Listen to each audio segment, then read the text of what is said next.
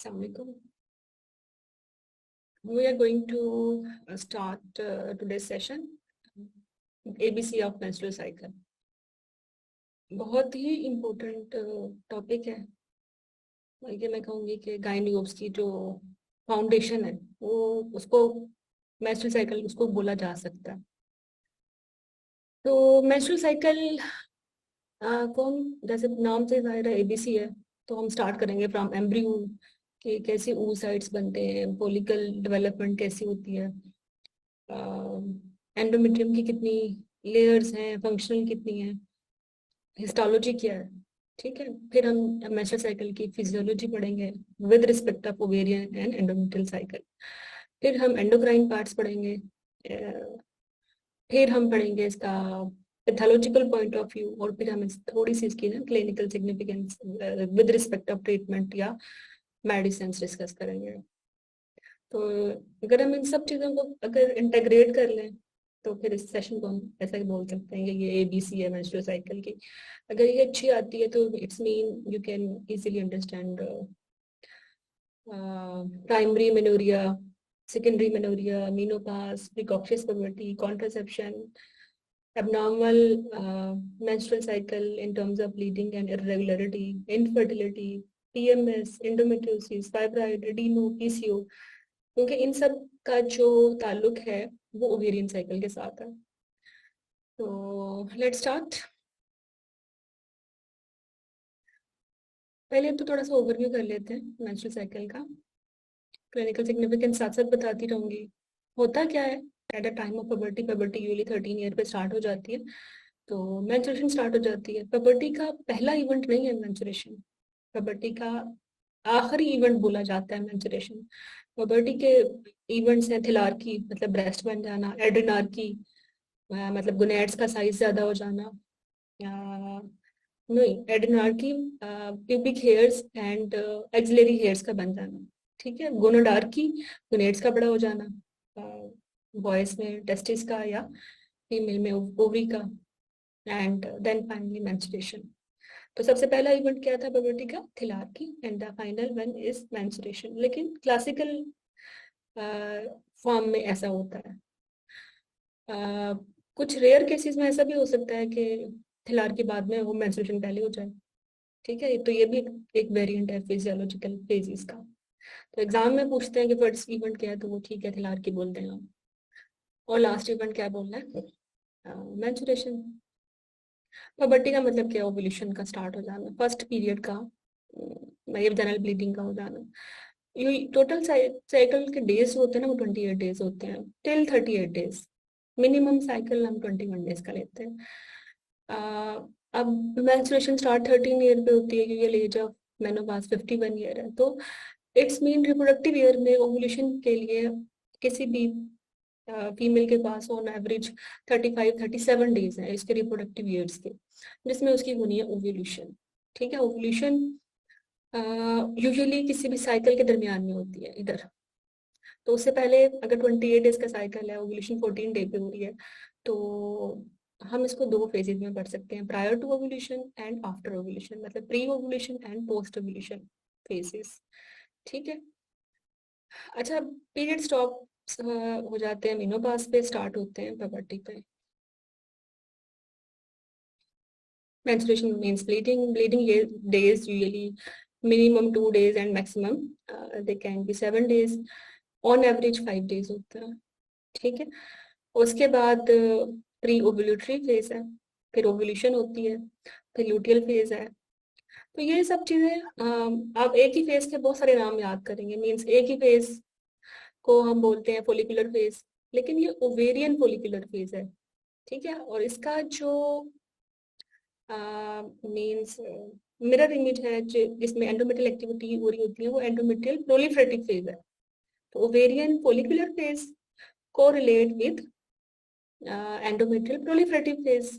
ठीक है, तो जब ओवरी में फोलिकुलर फेज चल रही है तो एंडोमेट्रियम में मेंस्ट्रुएशन और प्रोलिफरेटिव फेज चल रही है।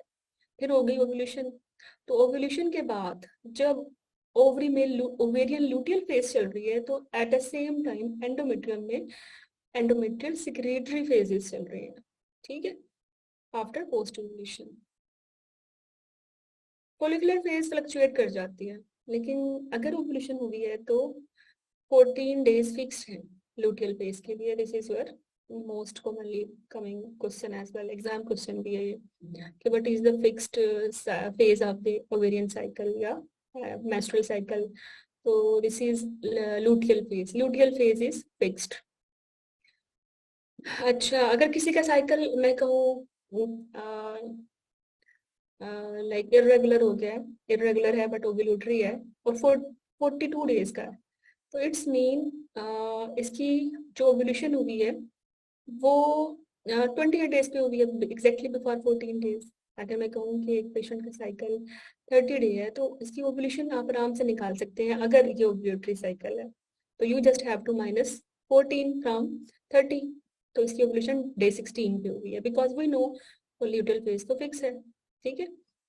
अच्छा, तो ओवेरियन साइकिल चल रहा है ओवरी में और यूट्राइन साइकिल चल रहा है, तो जो मेंस्ट्रुअल साइकिल है, रिप्रोडक्टिव साइकिल है, इसको हमने दो ऑर्गन्स के साथ पढ़ना है, मतलब ओवरी के साथ और एंडोमेट्रियम के साथ। ठीक है। अगर प्री ओव्यूलेशन है तो इट्स मीन ओवरी में फोलिकुलर फेज चल रही है और यूट्रस में साइकिल्स या पीरियड या प्रोलिफरेटिव या और प्रोलिफरेटिव फेज चल रही है। तो फोलिकुलर फेज के अंदर ही दो फेजेस होती हैं यूट्राइन साइकिल में, मेंस्ट्रुएशन और proliferative phase.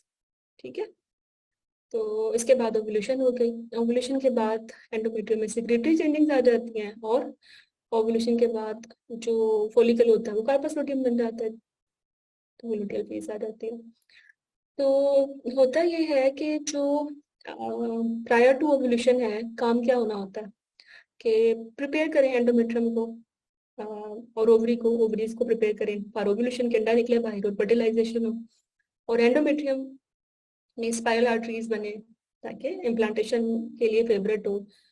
Minimum thickness should be 5 mm and ideally 7 mm। इससे मतलब 5 mm से तो नीचे अगर थिकनेस है एंडोमेट्रियम की, इसमें इम्प्लांटेशन नहीं हो सकता। This is your exam question. और जो मैक्सिमम थिकनेस होती है यूट्राइन साइकिल में गेन, वो सेक्रेटरी फेज में होती है, मतलब आफ्टर ओव्यूलेशन होती है। ठीक है, ये भी एक एग्जाम क्वेश्चन है। और मैक्सिमम थिकनेस कितनी हो सकती है रिप्रोडक्टिव ईयर में? कोई कट ऑफ नहीं है थिकनेस का, but it could be up to 16 mm। जबकि मीनोपास के बाद तो चूंकि ओवेरियन साइकिल ही बंद हो जाता है, ओव्यूलेशन ही बंद हो जाती है, तो थिकनेस कम हो जाती है। It should not be more than 4 mm। ठीक है। अगर वो उससे ज्यादा है तो इट्स मीन कहीं ना कहीं तो फिर एस्ट्रोजन है, कहीं ना कहीं तो एक्टिविटी हो रही है, हार्मोन्स हैं, वो पकड़े उनको कैसे हैं, इवैल्यूएशन बनती है, बायोप्सी करते हैं, कैंसर्स को पकड़ते हैं। But any way endometrial thickness की कट ऑफ रिप्रोडक्टिव ईयर में कहा जाता है 16 या 18, इससे ज्यादा नहीं है, बट ये आर्बिट्रेटरी है, इतनी इंपॉर्टेंट नहीं है हमारे लिए। एंडोमेट्रियल थिकनेस की बुनियाद पे मींस कोई मेजर डिसीजन नहीं लिया जाता before menopause, however after menopause लिया जाता है। Very sensitive endometrial thickness after menopause, it should not be more than 4 mm। ठीक है। चले तो अब इसकी क्लिनिकल सिग्निफिकेंस में मैं बताऊंगी कि थिकनेस का और बायोप्सी का क्या ताल्लुक है। हाउएवर जस्ट अभी यहाँ रहे कि जो फॉलिकुलर फेज है वो फ्लक्चुएट करती है, लूटियल फेज फिक्स्ड होती है, एस्ट्रोजन एंडोमेट्रियल प्रोलिफरेशन करती है। एंडोमेट्रियल प्रोलिफरेशन कब होती है? प्री ओव्यूलेशन फेज में। ठीक है। Its mean what is the major hormone in pre ovulation phase? Estrogen, क्योंकि उसने प्रोलिफरेशन करनी है। और और जो ग्लैंड्स की थिकनेस मैक्सिमम ज्यादा होती है या इसमें टॉर्चिसिटी या कॉइलिंग आती है, वो पोस्ट ओव्यूलेशन आती है।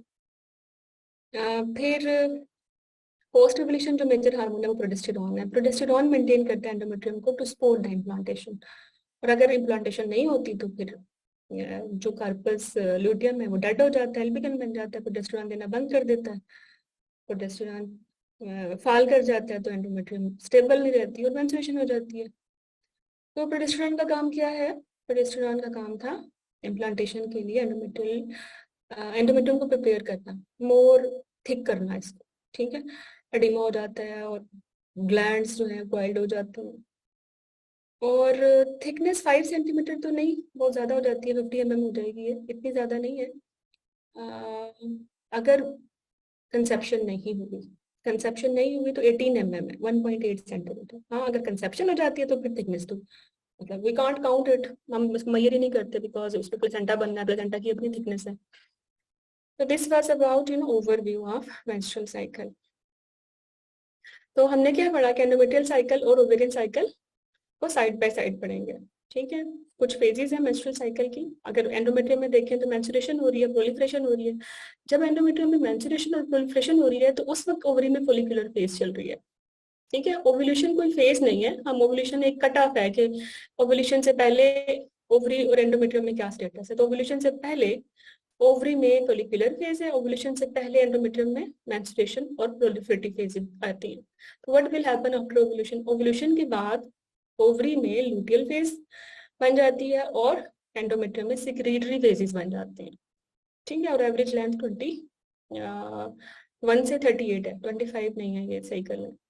नहीं, एवरेज 28 है और मिनिमम 21 है और मैक्सिमम 38 है। ये लेटेस्ट एविडेंस बेस से बता रही हूँ। आपको बहुत जगह 35 भी मिलेगा, बट इट्स नाउ 38। तो अभी हमने इसका रिकैप कर लेते हैं कि भाई मेंस्ट्रुअल साइकिल कैसे बिगन होता है।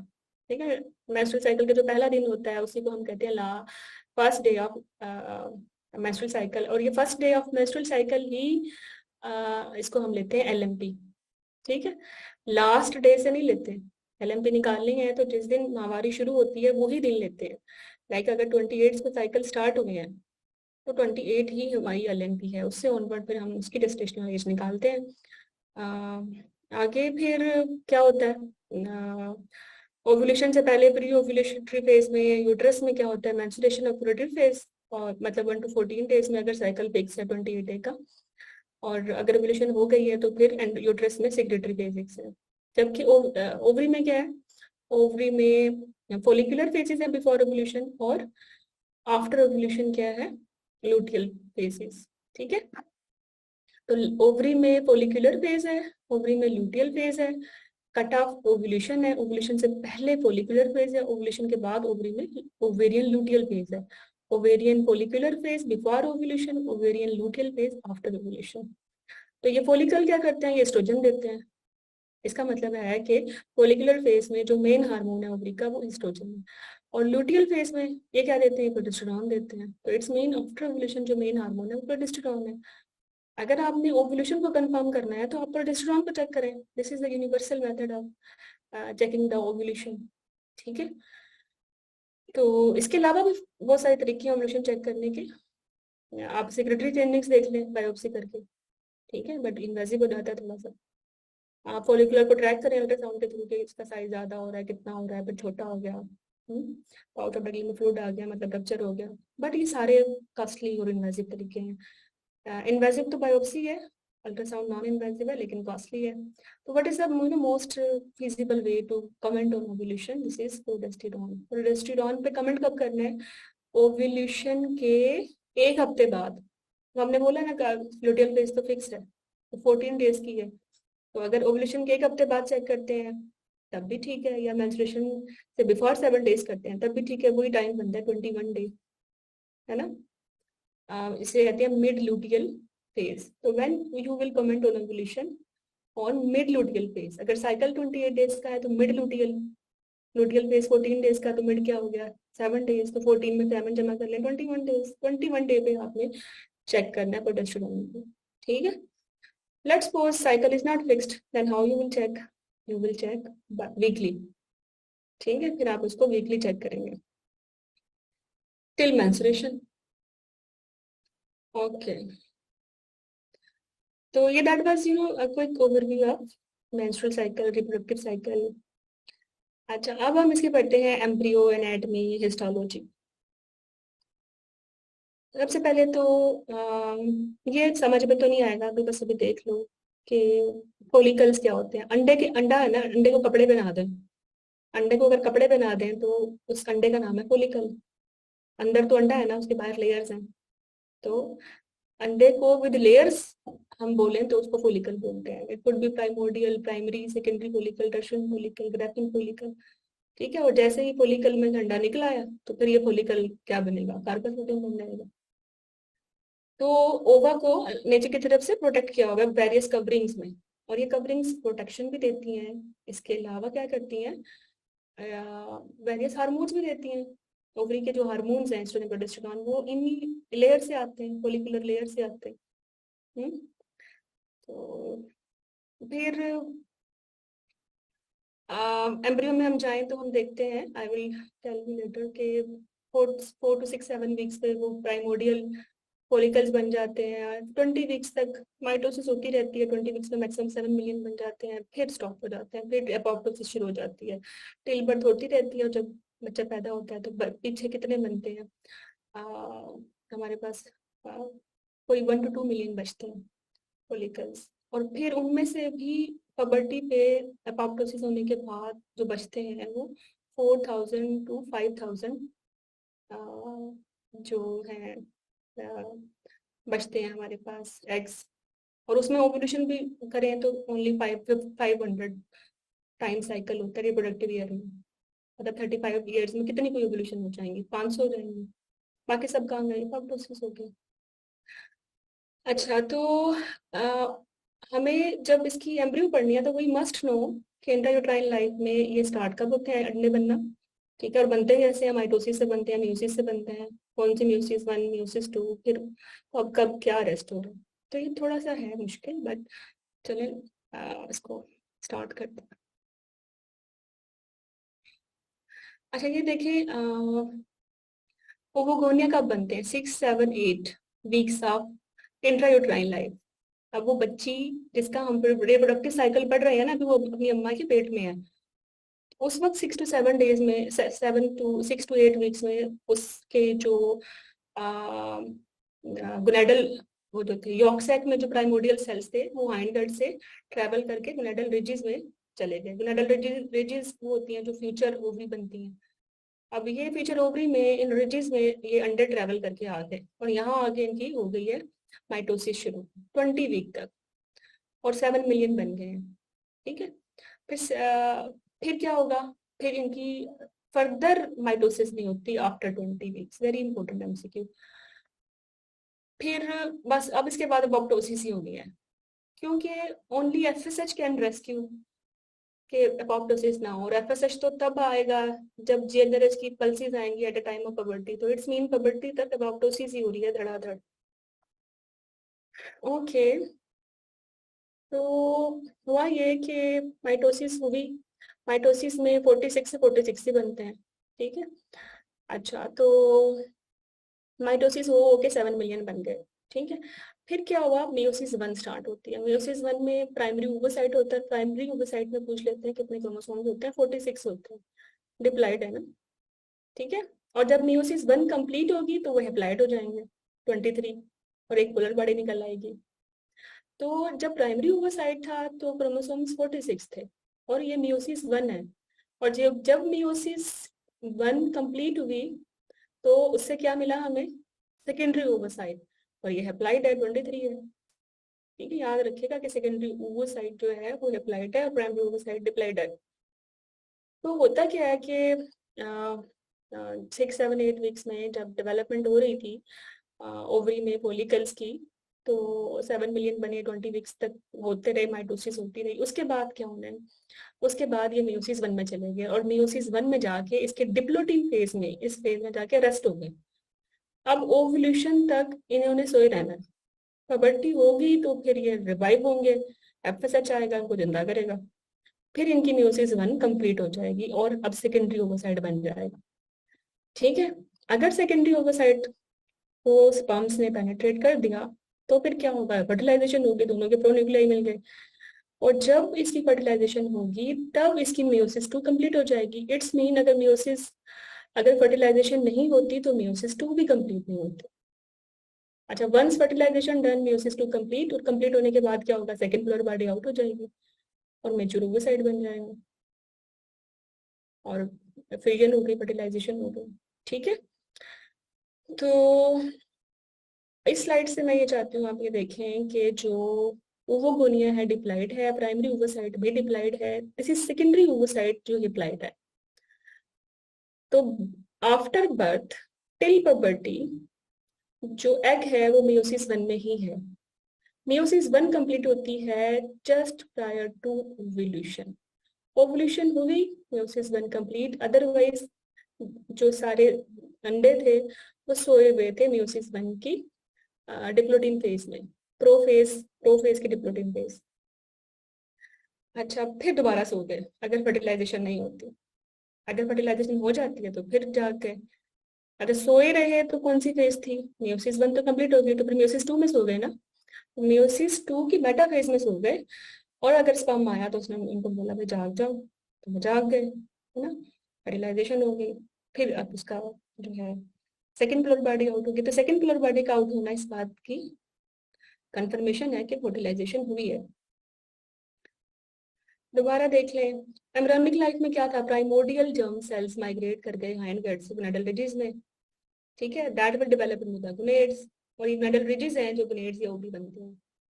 ईच ओवोगोनिया जो है या अंडा जो है वो डिफरेंट लेयर्स स्ट्रोमा से की लेयर से ना सराउंडेड होता है। जैसे हम जिसकी इस अंडे को भी लीड्स लेयर हम कहते हैं, ये फोलिकल है। तो अगर ओवोगोनिया के इर्द गिर्द मैं कहूँ कि लेयर है स्पिंडल लाइक सेल्स की सिंगल, तो ये प्राइमोर्डियल फोलिकल है। अब है तो प्राइमोर्डियल, और इसमें अभी प्राइमरी ओवोसाइट है, तो इसमें जो क्रोमोसोम्स है 46 है। ठीक है, और बिफोर पुबर्टी तो एफएसएच होता ही नहीं, रिक्वायर्ड ही नहीं होता early stages of the follicle growth. तो इसलिए बहुत ज्यादा एपोप्टोसिस होती है। इसी वजह से जो है वो जो 1 to 2 मिलियन अंडे eight the time of birth थे, वो एपोप्टोसिस हो के eight the time of ovulation सिर्फ 1 to 2 मिलियन बचे हैं, क्योंकि एफएसएच नहीं था। अब एफएसएच आ गया तो फिर वो उसको रेस्क्यू करेगा। ठीक है, एफएसएच आएगा। एफएसएच कैसे आएगा? आपको पता है जीएनआरएच की पल्सीज हैं जो मास्टरमाइंड एपिथेलियमस से आई। जीएनआरएच ने एक्ट किया एंट्रियो पिट्यूटरी से, वहां से एलएचएफएसएच निकला, और इस एफएसएच ने आके एक्ट किया ओवरी पे। ओवरी पे कहाँ एक्ट किया? ओवरी के बाहर जो ये फोलिकुलर लेयर्स हैं, थिका सेल्स, ग्रैनुलर सेल्स, इन पे। ठीक है, इसमें एस्ट्रोजन बना, प्रोजेस्टेरोन बना।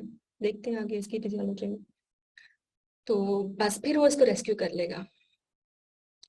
तो 6 to 8 वीक्स पे ओवोगोनिया में माइटोसिस होती है, 20 वीक्स पे 7 मिलियन होते हैं, बट 1 to 2 मिलियन होते हैं ये ओवोगोनिया ओव्यूलेशन पे।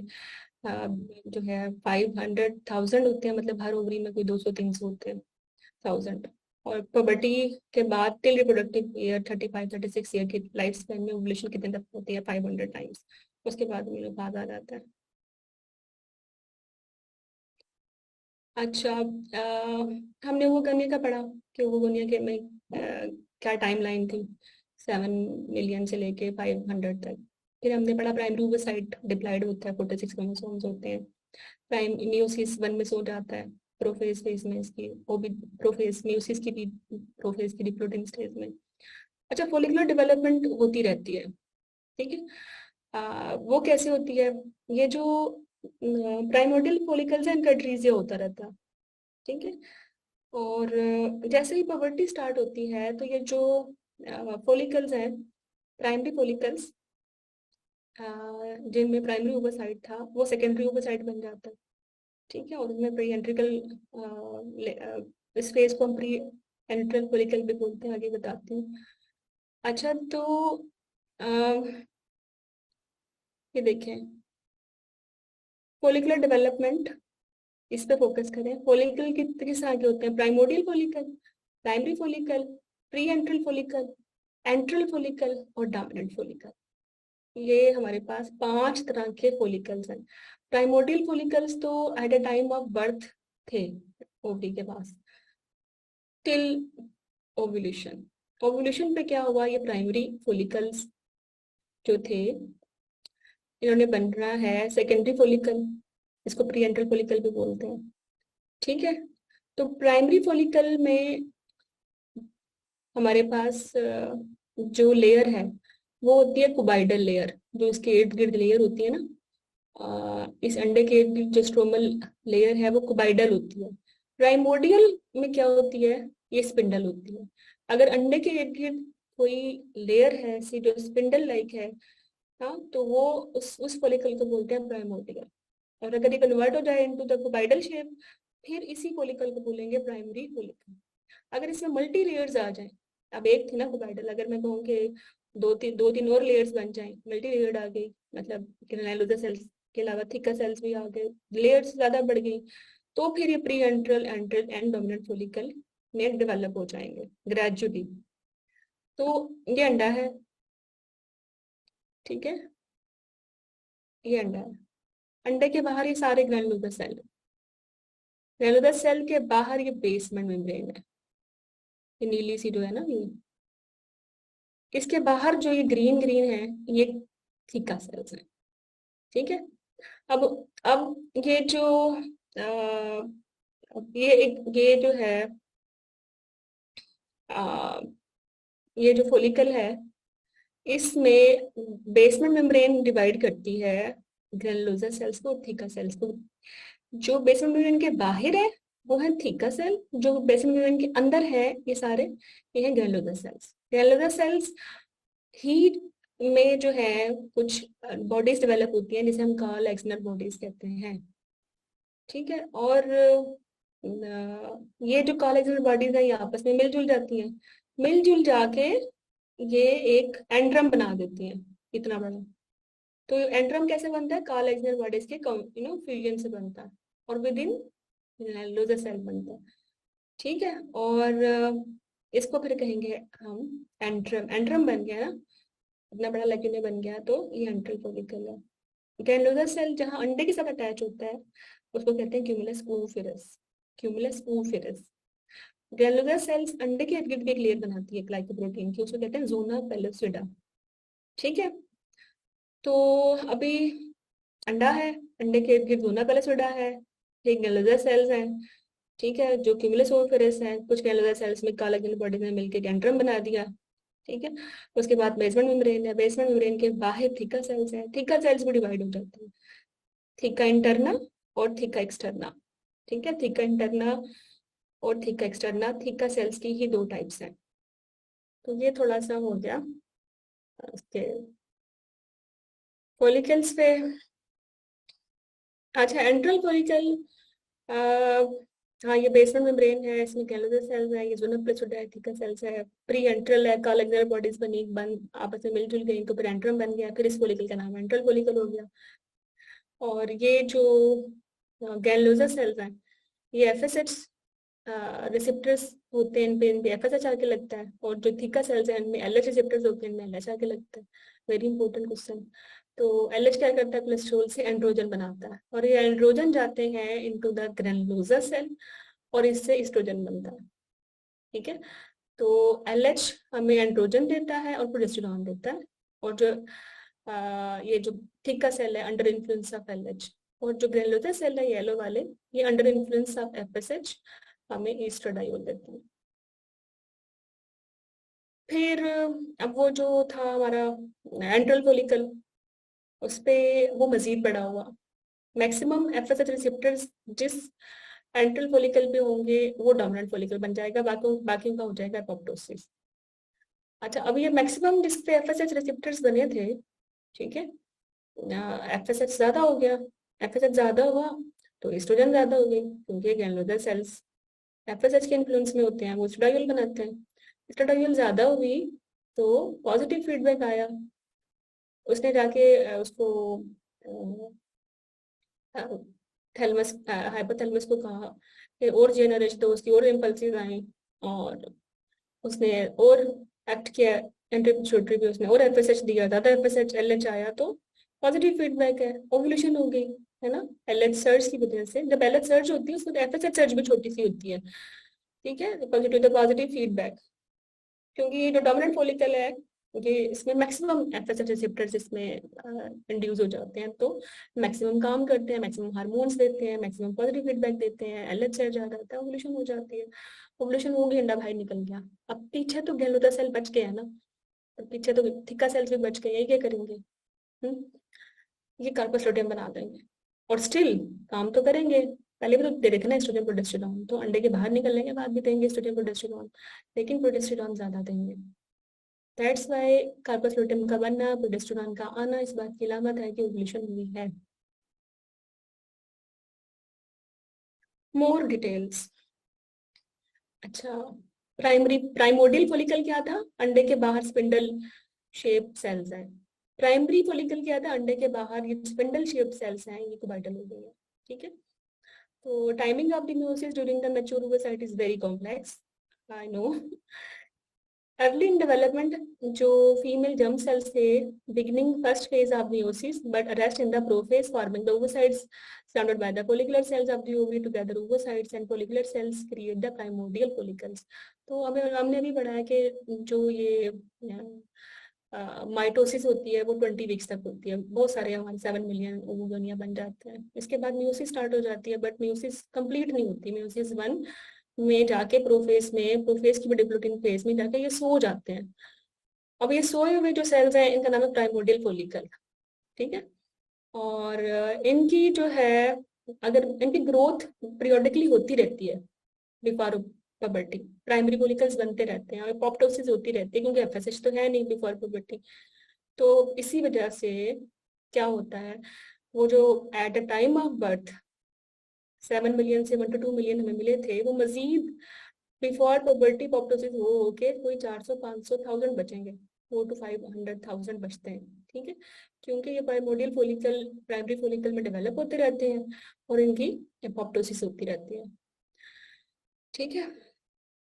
Around 400,000 oocytes remain arrested in prophase until puberty, approximately 500 ovulate during the life, ठीक है। तो ये प्राइमरी फॉलिकल में क्या है, ये प्राइमरी ओवोसाइट है, प्राइमरी ओवोसाइट मतलब 46 क्रोमोसोम डिप्लॉयड है, इसके बाहर सिंगल लेयर है कॉलमनर फॉलिकुलर सेल्स की, ठीक है, और ये स्ट्रोमा है, this is the primary follicle.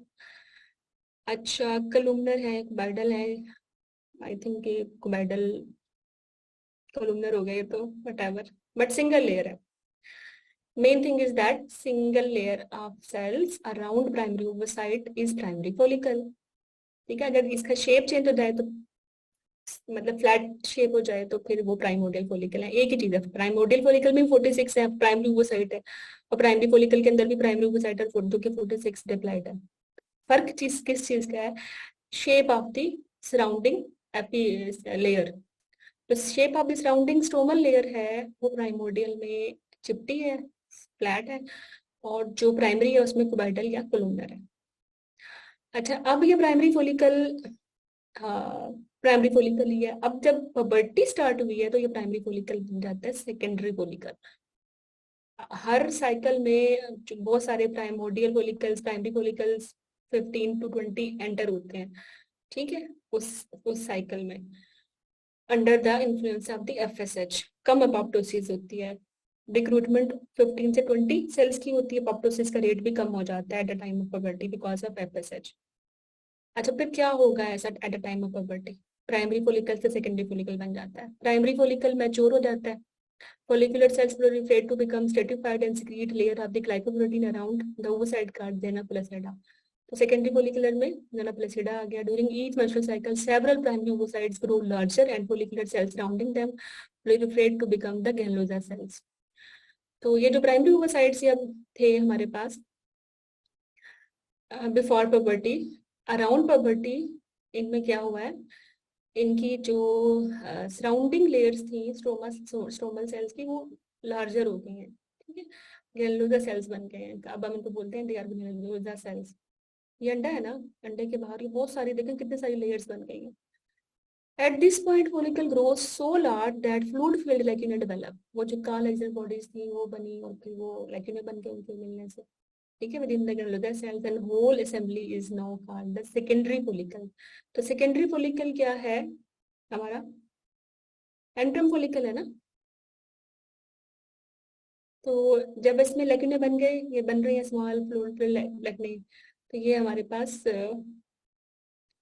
Antrum आ गया। तो फिर क्या होगा फर्दर सेकेंडरी फॉलिकल में, सेकेंडरी फॉलिकल मैच्योर फर्दर, ठीक है, और इनमें जो अ, वो जो कालाग्नर बॉडीज फ्यूज हुई थी उन्होंने एंट्रम बना दिया था, ठीक है। तो और उसके बाद जो फ्यूज नहीं हुए थोड़ा सा पार्ट ग्रेनुलोसा सेल्स का कनेक्ट किया था ओवोसाइट के साथ, उसको हम कहते हैं क्यूमुलस ओवोफेरस, ठीक है। ये ओवोसाइट है, ओवोसाइट के बाद जोना प्लेजिडा की लेयर है, जोना प्लेजिडा के बाहर वो ग्रेनुलोसा सेल्स जो जिनमें एंट्रम नहीं बना वो क्यूमुलस ओवोफेरस है, और बाकी जिनमें एंट्रम बन गया वो फ्यूज हो गए। तो बेसिकली ये सेकेंडरी ओवोसाइट सेकेंडरी फॉलिकल अब बड़ा हो गया, अब इस बड़े को हम, जिसमें एंट्रम बन गई है, इसको हम बोलते हैं ग्रेफियन फॉलिकल। ठीक है। अच्छा, ग्राफियन फॉलिकल में जो अब ये कब बना है, प्राइमरी ओवोसाइट से सेकेंडरी ओवोसाइट, और सेकेंडरी ओवोसाइट में जो एंट्रम है वो क्यों बना है, एफएसएच की वजह से, at a time of puberty.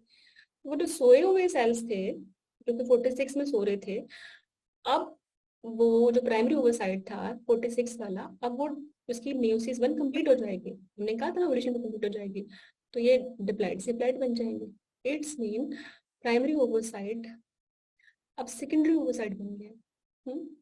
Prior to the ovulation, follicular antrum is large, creating mature gravid follicle. The externa is connective tissue layer that connects follicle to rest of the ovary.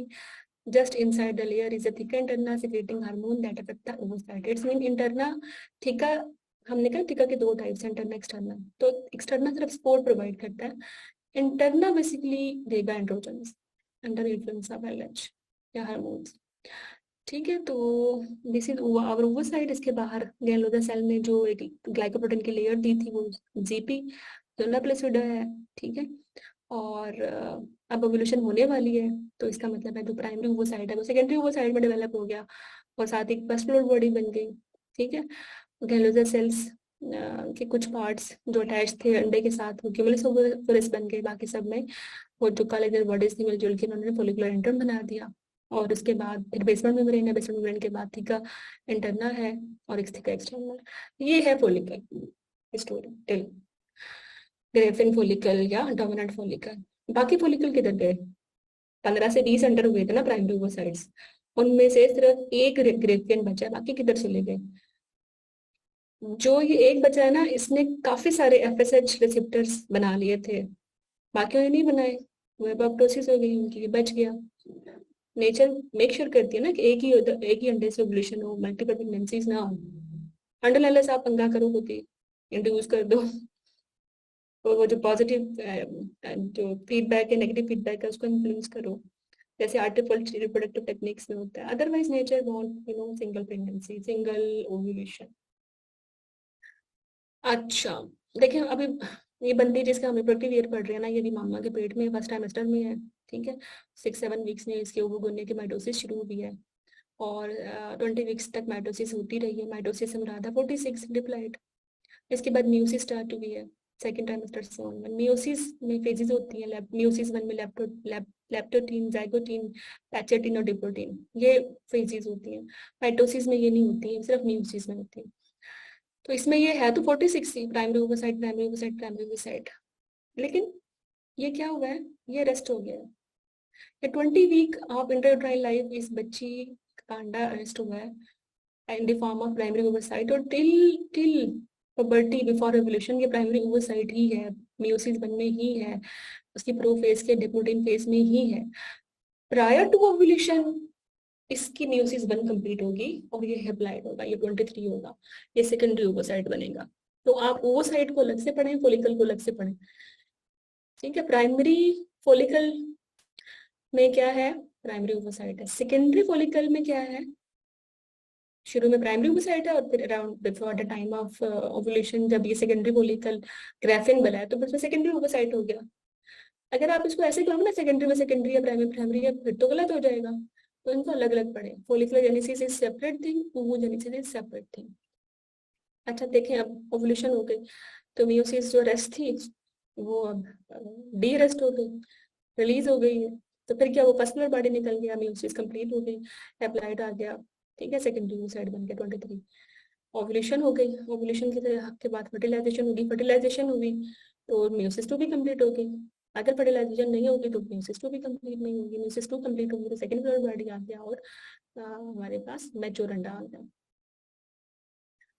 Follicular genesis मजीद is defined as the growth of the follicles. इसकी timeline को देख लें, आ जाती है कभी कभार, नहीं भी आती, बट टोटल टाइम पीरियड इसका जो है वो 300 डेज होता है। और आफ्टर एक्टिवेशन जो है इसको देख लेते हैं। Follicular genesis is defined as the growth of the follicle from the earliest resting phases through to the ovulation. Follicles grow from approximately 80 days until they reach the size at which they can release the oocyte.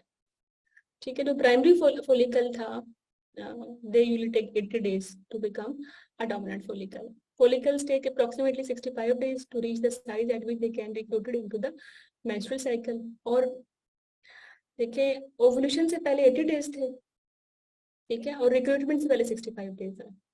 Complicate ज्यादा हो जाएगा, but just focus के बहुत time लेते हैं ये जो follicles हैं अपनी मैच्योरेशन में।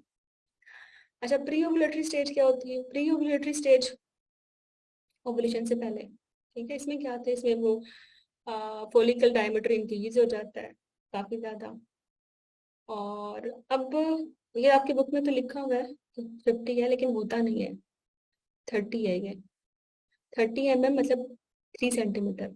कोई भी फोलिकल का मैक्सिमम साइज 3 सेंटीमीटर तक होता है, उससे ज्यादा होता है तो वो सिस्ट बन जाती है, ठीक है।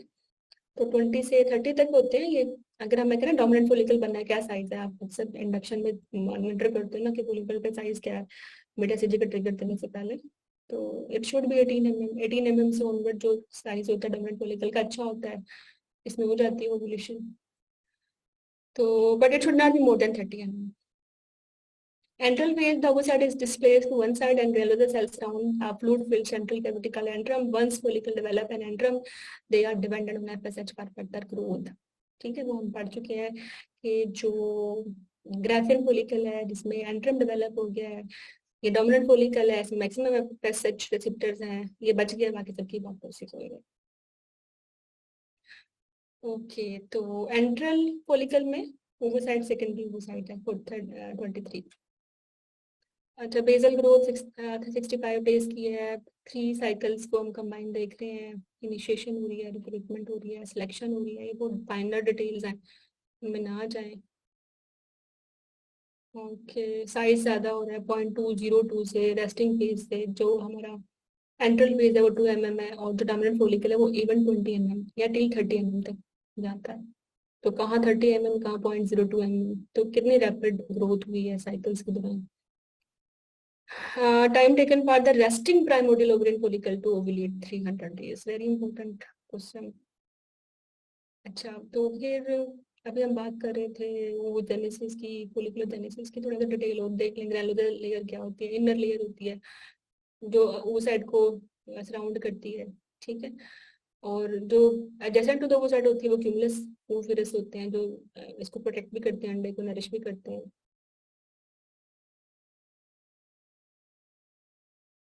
Granular cells against the follicle wall, the basal cell are called the mural cells. Granular cell में इम्पोर्टेंट बात है कि ये वास्कुलर होते हैं, और जो बेसल लेयर है वो नॉन सेलुलर है। थिकल लेयर जो होती है वो आउटसाइड बेसल लेयर होती है, बेसमेंट मेम्ब्रेन कह रही है बेसल लेयर। तो बेसमेंट मेम्ब्रेन के अंदर जो है वो ग्रैनुलर सेल है, और बाहर जो है वो थिकल लेयर है। जो ग्रैनुलोसा या सेल्स है वो ए वास्कुलर है, और जो थिका सेल्स है वो वास्कुलर है, ठीक है। The follicles are stored in the outer cortical layer of the ovary. By puberty, the numerous are reduced to less than 1 million. They have done this. हमारा देख लेते हैं, अंडा है, अंडे के इर्द गिर्द जो नप्लसीडा है, फिर उसके और गिर्द क्यूमुलस है, फिर उसके इर्द गिर्द एंट्रम है, फिर बेसमेंट मेम्ब्रेन है, बेसमेंट मेम्ब्रेन के बाहर थीका सेल है, और अंदर ग्रैनुलर सेल्स है। थीका सेल्स देते हैं एंड्रोजन और ग्रैनुलर सेल देते हैं एस्ट्रोजन। ग्रैनुलर सेल एस्ट्रोजन क्यों देते हैं? इनके पास एरोमेटेज इनहिबिटर होता है, ठीक है, जो एंड्रोजन को कन्वर्ट कर देते हैं एस्ट्रोजन में। Hormone dependent development of the follicle, पहले तो फोलिकुलर स्ट्रक्चर देख लेना। थीका सेल्स जो होते हैं एंड्रोजन देते हैं, एंड्रोस्टेनिडाइन से बनता है एंड्रोजन, ठीक है। इसके अलावा प्रोजेस्टेरोन भी देते हैं। ग्रैनुलर सेल क्या करते हैं? एफएसएच के इन्फ्लुएंस के अंदर एंड्रोजन को कन्वर्ट करते हैं via aromatase pathway into the estrogen, ठीक है। तो थोड़ा बहुत प्रोजेस्टेरोन दे सकते हैं। The main function of granular cell is estradiol and the main function of theca cell is androgen.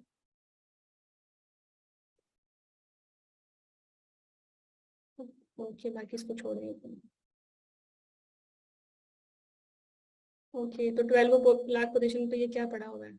अभी तो एक सी हो रही है ना, तो अभी फर्टिलाइजेशन तो नहीं हुई, तो ये फर्स्ट फ्लोर बॉडी है, ठीक है। ये फर्स्ट फ्लोर बॉडी है, फर्टिलाइजेशन के बाद आती है सेकंड फ्लोर बॉडी। फिर ये इतनी सारी बातों का ना रिकैप है। Primordial follicle, primordial follicle primary oocyte है इसमें, ठीक है, और सिंगल लेयर है फोलिकुलर सेल्स की, स्पिंडल शेप्ड सेल्स है, प्राइमरी फॉलिकल क्या है? इसमें primary follicle surrounded by a single layer of granulosa cells separated by the zona pellucida. नई चीज क्या आई है इसमें? Zona pellucida. और जो सेल्स है वो कॉलमनर है। सेकेंडरी फॉलिकल क्या है? सेकेंडरी फॉलिकल में तो प्राइमरी ओवोसाइट है, but it is surrounded by the multiple layer of the granulosa cells. Early टर्शियल follicle में क्या है?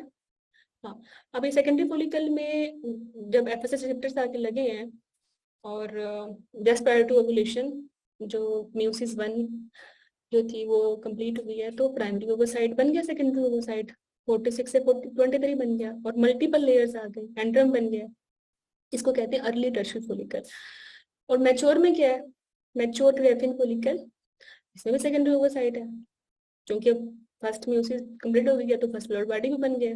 ठीक है, इसमें zona pellucida, secondary antrum, granulosa cells, basal lamina, theca interna, externa, ये सब कुछ है। अच्छा, और जो मैच्योर अंडा है, ठीक है, वो क्या है? मैच्योर अंडा जो है इसमें सेकेंडरी ओवोसाइट है, मतलब 23 फर्स्ट फ्लोर बॉडी है, जोना पेलोसिडा है, एंट्रोना रेडिएटा है। ये टेबल बड़ी इंपॉर्टेंट है। बाकी फिर oogenesis weakens meiosis 1 during fetal life and complete meiosis 1 just prior to the ovulation. Meiosis 1 is rested in prophase 1 for years until ovulation till puberty, और ये 46 ही रहता है, प्राइमरी ओवोसाइट ही रहता है। What happened in menstrual cycle या prior to ovulation? देखिए दो चीजें हैं, prior to puberty and prior to ovulation। ठीक है, तो prior to puberty primary oocyte है, prior to ovulation secondary oocyte है। अच्छा, meiosis 2 is rested in the metaphase 2 until fertilization। ठीक है, secondary oocyte से fertilization does not occur within 1 day, the secondary oocyte degenerates। मुझे पता है तुम लोग यहाँ फंसोगे, मैं दोबारा बताती हूँ। तीन चीजें ध्यान में रखें। Prior to puberty, prior to ovulation, prior to fertilization। तीन डिफरेंट चीजें। इसमें सिर्फ मैं बात करी हूँ अंडे की। प्रायर टू puberty क्या था? अंडा 46 था, डिप्लाइड था, और इसका नाम क्या है डिप्लाइड वाले का? Primary oocyte। Prior to ovulation क्या हुआ है? अब ये जो प्राइमरी oocyte है ये मियोसिस 1 में की प्रोफेज में प्रोफेज की डिप्लोटिन स्टेज में सोया हुआ है, और इसी फेज में इनकी पॉप्टोसिस हुई जा रही है। चलें, पबर्टी हो गई। अब क्या होगा? पबर्टी हो गई तो जो 15 से 20 प्राइमरी फॉलिकल्स थे वो उनको पिक कर लिया ओवरी ने फॉर फॉलिकुलर एक्टिविटी, और इनकी रैपिडली इनका साइज ज्यादा हुआ है। ठीक है, साइज ज्यादा हुआ है तो ये इनका नाम भी चेंज हो गया, प्राइमरी से सेकेंडरी फॉलिकल बन गए। ठीक है, लेकिन जो ओवोसाइट था उसमें भी चेंज आएगा, प्राइमरी ओवोसाइट से वो सेकेंडरी ओवोसाइट्स बन गया। सेकेंडरी ओवोसाइट तभी बनेगा ना जब मेयोसिस 1 कंप्लीट होगी, तभी तो 23 बनेगा ना। 23 haploid plus first polar body बन गई, तो first polar body prior to ovulation है, first polar body prior to ovulation बनी है। अब ये जो 23 अप्लाइड है इसमें मेयोसिस 1 कंप्लीट हुई है, अब ये मेयोसिस 2 में एंटर हो गया, मेयोसिस 2 की मेटाफेज में एंटर हो गया। ठीक है, मेटाफेज मेयोसिस 2 है, तो ये अभी भी अप्लाइड 23 सेकेंडरी ओवोसाइट।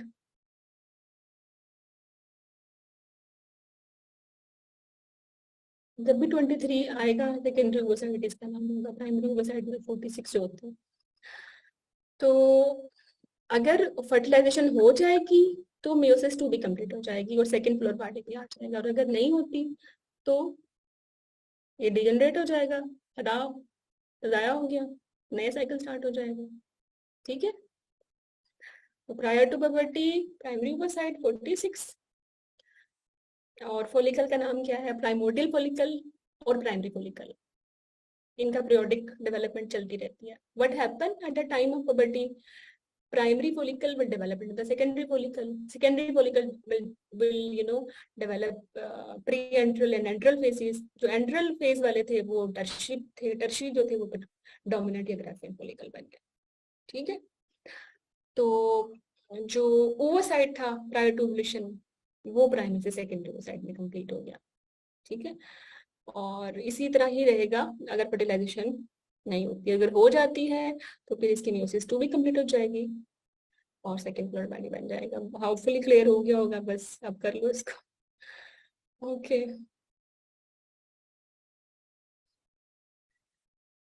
अच्छा, ये वो जेनेसिस और फॉलिकुलर जेनेसिस के मैंने बहुत डिटेल में बनाई हुई स्लाइड्स ताकि किसी भी तरीके से तुम लोग इसको मिस ना करो. प्राइमरी ओवोसाइट 2n होता है और सेकेंडरी ओवोसाइट 1n होता है. Primary oocyte formation before birth, before activation of each menstrual cycle. Primary follicle है, सेकेंडरी फॉलिकल है. ठीक है. Secondary oocytes formed after puberty. Before ovulation, eggs are sleeping inside the ovary cortex. Meiosis 1 as primary oocytes as primary follicle. First meiosis completes in menstrual cycle and secondary oocytes form, which stays in meiosis 2 till fertilization. Sperm enters into the secondary oocyte cytoplasm. Meiosis 2 completes the second body out. ठीक है. और जो है तो regarding oocyte, when the second meiotic division complete, कब होती है second meiotic division complete? Fertilization भी होती है ना. फर्स्ट म्यूटिक डिवीजन कंप्लीट होती है ओवुलेशन पे. सेकंड म्यूटिक डिवीजन कंप्लीट होती है फर्टिलाइजेशन पे. बाकी oogonia, primary cyte, secondary cyte, ootid, diploid number बताए गए इनके. म्यूसिस 1 म्यूसिस 2 का कंपैरिजन बताया होगा. म्यूसिस 1 माइटोसिस होती है 20 वीक तक, 5 मंथ तक. उसके बाद म्यूसिस स्टार्ट होती है. तो म्यूसिस 1 कब स्टार्ट होगी? 5 मंथ से फीटल लाइफ में होगी. ठीक है. और टिल पुबर्टी होगी. पुबर्टी स्टार्ट हो गई तो फिर म्यूसिस मतलब आफ्टर ओवुलेशन म्यूसिस 2 स्टार्ट हो जाएगी. बिफोर पुबर्टी म्यूसिस 1 वाले रेस्ट रहेंगे प्रोफेज 1 में. बिफोर फर्टिलाइजेशन म्यूसिस 2 वाले रेस्ट रहेंगे मेटाफेज में. म्यूसिस 1 कंप्लीट होगी बिफोर ओवुलेशन और म्यूसिस 2 कंप्लीट होगी आफ्टर फर्टिलाइजेशन. ठीक है. ओवोगोनिया, माइटोसिस, प्राइमरी ओवोसाइट बन गया. Primary oocyte first meiosis complete हुई. Secondary oocyte and first body बन गई. सेकेंडरी ओवोसाइट फर्टिलाइजेशन हो गई. सेकेंड म्यूसिस कंप्लीट हो गई. सेकेंड कलर बॉडी निकल गया. ओवा स्पर्म से मिलके जाइगोट बन गया. तो that was about the embryonic and anatomical part of the menstrual cycle. ठीक है. तो इट्स मीन मेंस्ट्रुअल साइकिल में के शुरू में जो हमें फॉलिकल्स मिले हैं वो प्राइमरी फॉलिकल्स थे 15 से 20 जिनमें डेवलपमेंट हुई है. ठीक है. और वो सेकेंडरी फॉलिकल बने. फॉलिकुलर फेज के जो फॉलिकल्स हैं they are usually secondary follicle. अगर ओवुलेशन हो जाती है मतलब सिलेक्ट हो जाता है डोमिनेंट फॉलिकल, उसी में से ओवुलेशन हो जाएगी ना तो फिर वो ग्रैफियन फॉलिकल बन जाएगा. ओवुलेशन नहीं होती तो ग्रैफियन फॉलिकल भी नहीं बनेगा, सेकेंडरी फॉलिकल ही रहेंगे. जैसे पीसीओ में वो पेरिफेरल फॉलिकल्स हैं उनको सेकेंडरी फॉलिकल्स ही कहते हैं ना. कौन सा ओवुलेशन होती है? इनमें ओवुलेशन होती तो ये ग्रैफियन फॉलिकल बनते हैं क्योंकि ग्रैफियन फॉलिकल से अंडर रिलीज होंगे. ओके. तो ये फॉलिकल्स बड़े इंपॉर्टेंट है वरना पीसीओ भी नहीं आता. अब ये फॉलिकल में क्या था? अब पीसीओ में याद करो ना कितने एस्ट्रोजन एंड्रोजन होते हैं, इसलिए ज्यादा होते हैं ना कि वो सेकेंडरी फॉलिकल है. उसी में तो वो थीका सेल्स है. Theca sales mean LH PCO याद करो एंड्रोजन. चलो. तो एपिथेलियम भी हमने कर ली इसकी. अब हम करते हैं यस एंडोमेट्रियम की लेयर. अब एनाटॉमिकल पार्ट में हिस्टोलॉजी कर ली है, ओवोजेनेसिस कर लिया, फॉलिक्यूलोजेनेसिस कर लिया. अब आप आ जाए लास्ट पार्ट एंडोमेट्रियम का. एंडोमेट्रियम की एक आउटर लेयर होती है, सुपरफिशियल होती है. ठीक है. इसको हम फंक्शनल भी बोलते हैं. और इसके बाद इसकी मिडिल लेयर होती है, ये स्पॉन्जी लेयर होती है and this is the larger one. इस ये जो आउटर कंपैक्ट लेयर है और ये मिडिल स्पॉन्जी लेयर है दोनों मिलकर फंक्शनल लेयर बनाते हैं. दोनों ही शेड होती हैं मेंस्ट्रुएशन में. और जो सबसे इनर मोस्ट लेयर है third layer is a basal layer, ये शेड नहीं होती. तो फंक्शन के हिसाब से देखें तो दो लेयर्स हैं. फंक्शनल लेयर फंक्शनल लेयर या बेसल लेयर। और जो एनाटॉमिकल पार्ट से देखें तो फंक्शनल लेयर में भी दो हिस्से हैं, कंपैक्ट एंड स्पॉन्जी। जो फंक्शनल लेयर है ना, ये थिक एंड सुपरफिशियल है, और यही से लफाफ होती है during maturation. This is your question, exam question है सर। बेसल लेयर शेड नहीं होती, ठीक है। The stratum bacillus consist of permanent stromal tissue and deep ends of the uterine glands. आगे एशरमैन में क्या करते हैं, एशरमैन में ये बेसल लेयर भी खराब होती है, या अगर एंडोमेट्रियम को ब्लेड करते हैं तो हमें टिल बेसल लेयर उसको खराब करना होता है, एमसीक्यू है। और जो स्लग अप होती है मेंस्ट्रुअल साइकिल में, वो सिर्फ सुपरफिशियल और स्पॉन्जी लेयर या फंक्शन के हवाले से फंक्शनल लेयर्स होती हैं। तो एंडोमेट्रियम में फंक्शनल लेयर है, बेसल लेयर है। अब इसमें भी कुछ और भी चीजें हैं। फंक्शनल लेयर में एपिथेलियम है, कैपिलरीज हैं, यूट्राइन ग्लैंड्स हैं, लेमिना कॉर्पोरिया है, और जो आर्टरीज हैं they are spiral and coiled. जबकि जो ये बिजेलस लेयर है, इसमें जो आर्टरीज हैं वो दे आर स्ट्रेट आर्टरीज, ठीक है। अब आपको याद है कि यूट्राइन आर्टरी से, ये यूट्राइन आर्टरी है, यूट्राइन आर्टरी ने देनी है आर्क्यूट आर्टरी, आर्क्यूट आर्टरी ने देनी है रेडियल आर्टरी, रेडियल आर्टरी ने देनी है स्ट्रेट एंड स्पाइरल आर्टरीज। दोबारा देख लें, यूट्राइन आर्टरी से क्या बनी है, पहला आर्क्यूट आर्टरी, आर्क्यूट आर्टरी से ब्रांचेस बनी है, they are the radial be. फिर इनकी यू नो कुछ पार्ट इनका स्ट्रेट रहा, कुछ इनका क्वाइल्ड हो गया। तो जो स्ट्रेट पार्ट है वो स्ट्रेट आर्टरी है, और जो स्पाइरल पार्ट है वो स्पाइरल है। अब ये जब इम्प्लांटेशन होती है ना, तो स्पाइरल आर्टरीज बड़ा इंपॉर्टेंट होते हैं, इनमें रिमॉडलिंग होती है। अगर रिमॉडलिंग नहीं होगी, ये रोड नहीं करेंगी प्लेसेंटा को, फिटल पार्ट ऑफ प्लेसेंटा को, तो फिर वो फिटो मैटरनल जो सर्किट है वो भी नहीं बनेगा, प्रीक्लैम्सिया आईयूजीआर, ठीक है। इस हवाले से स्पाइरल आर्टरी की क्लिनिकल सिग्निफिकेंस है तो यूट्राइन आर्टरी।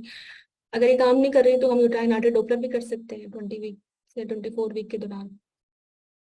इनमें नॉचेस हैं, रेजिस्टेंस ज्यादा है, तो इट्स मीन के फ्यूचर प्रीक्लैम्सिया भी हो सकता है। तो जो रेडियोलॉजिकल प्रेडिक्टर है फ्यूचर प्रीक्लैम्सिया का, वो यूट्राइन आर्टरी डॉपलर पे हम देख सकते हैं। नॉचिंग, नॉच नहीं बननी चाहिए। और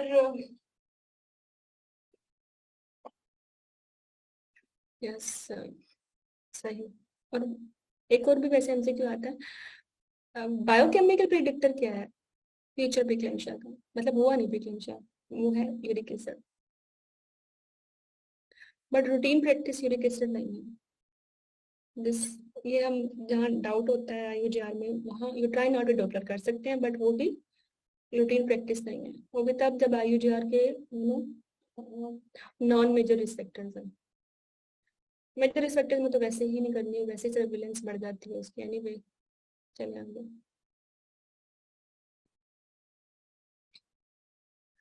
अच्छा, अभी हमने क्या इसका एंडोमेट्रियम का पार्ट थोड़ी सी क्लिनिकल भी किया इसका। अब हम फिजियोलॉजी पढ़ते हैं मेंस्ट्रुअल साइकिल की। मेंस्ट्रुअल साइकिल की फेजेस ओवरव्यू में हमने पढ़ी थी कि ओवुलेशन से पहले ओवेरियन फॉलिकुलर फेज होती है, और ओवुलेशन के बाद ओवेरियन लुटियल फेज होती है, और ओवुलेशन से पहले एंडोमेट्रियम में एंडोमेट्रियम प्रोलिफरेटिव फेज, मेंस्ट्रुएशन में प्रोलिफरेटिव फेज होती है, और ओवुलेशन के बाद एंडोमेट्रियल सिक्रेटरी फेजेस होती हैं, ठीक है। पुबर्टी पे मेंस्ट्रुअल साइकिल स्टार्ट होता है और मेनोपॉज पे एंड हो जाता है। फिर ये होता क्या है इस फेज में, स्टार्ट कहाँ से होती है। जो मास्टरमाइंड है हाइपोथैलेमस, वो देता है गोनाडोट्रोपिन रिलीजिंग हार्मोन। ये तो पहले भी दे रहा था, लेकिन पुबर्टी में ये पल्सेस में देता है, पल्सेस बढ़ जाती हैं। अच्छा, फिर ये पल्सेस जब बढ़ जाती हैं तो इसका पल्सटाइल फॉर्म में रिलीज होना ही बड़ा इंपॉर्टेंट है। अगर ये पल्सटाइल फॉर्म में पहले रिलीज हो जाए 13 ईयर से पहले, ये मैकेनिज्म स्विच ऑन हो जाए, तो वो प्रीकॉक्शियस पुबर्टी बन जाती है। और अगर ये जो पल्सेस हैं वो 13 ईयर के बाद हो, तो फिर वो डिलेड पुबर्टी बन जाती है, ठीक है। अच्छा, तो फिर ये जब आ गई जीएनआरएच हाइपोथैलेमस से, तो इसके रिसेप्टर्स कहाँ थे, एंट्री पिट्यूटरी में थे, वहाँ एक्ट करेगी, वहां से एफएसएचएलएच निकलेगा। अब ये एफएसएच एलएच के रिसेप्टर्स कहाँ है? ओवरी में। ओवरी के वो ग्रेनुलर सेल थीका सेल में वहाँ एक्ट करेगा। वो क्या देंगे? ईस्ट्रोजन प्रोजेस्टेरोन देंगे। ईस्ट्रोजन प्रोजेस्टेरोन के रिसेप्टर्स क्या है? All over the body, breast में, जेनिटल ट्रैक्ट में, फैट में। हम्म। तो एंडो में इसको हमने डिटेल में जो है एंडोक्राइन के पार्ट में आप इसको डिटेल में आप मैंने पढ़ा भी होगा इसको। तो फिर क्या हुआ जनाब? आफ्टर बबर्टी पल्सेस में रिलीज हुआ, फिर एलएच एफएसएच आया। फिर ये एफएसएच ने आके जो फोलिकल्स थे उनको रेस्क्यू किया अपटोसिस होने से। प्राइमरी फोलिकल सेकेंडरी फोलिकल्स बन गए। और अगर सेकेंडरी फोलिकल्स की किस्मत में है ओवुलेशन तो वो ग्रेफिन फोलिकल बन जाएगा, ओवुलेशन हो जाएगी। नहीं है तो बस जैसे पीसीओ में होता है, बेचारे पेरिफेरी पे पड़े रहते हैं चुपचाप और दिए जाते हैं एंड्रोजन धड़ाधड़, और इसकी वजह से हिर्सुटिज्म हो जाती है इन पेशेंट्स में। तो ये फोलिकल में क्या था? जो अ, अब ये ओवुलेशन से पहले प्राइमरी ओवोसाइट सेकेंडरी ओवोसाइट बनेगा ना। अब ओवुलेशन नहीं हुई तो प्राइमरी ओवोसाइट है, गैनोजा सेल्स है, थीका सेल्स है। ठीक है, टू टी कंटिन्यू है इनकी। फिर 10 to 14 डे पे क्या होता है? अब 10 से 14 डेज में होनी है ओवुलेशन के लिए तैयारी करनी है। तो होगा क्या कि एलएच आएगा, एफएसएच आएगा। ठीक है। आ,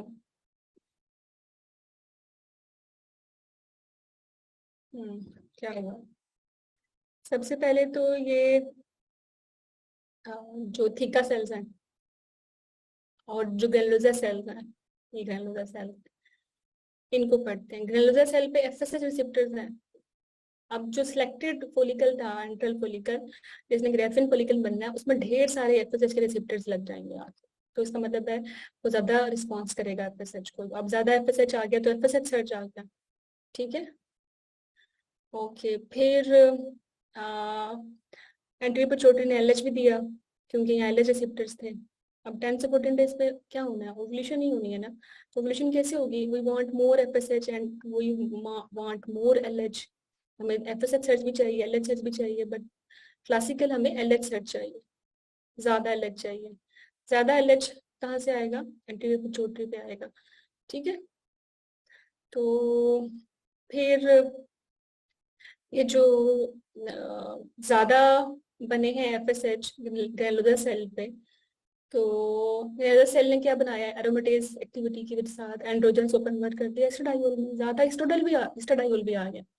हम देखेंगे अभी ग्राफ में कि just prior to ovulation FSH भी ज्यादा हो जाएगा, एलएच भी ज्यादा हो जाएगा, एस्ट्राडायोल भी ज्यादा हो जाएगा, ओवुलेशन हो जाएगी।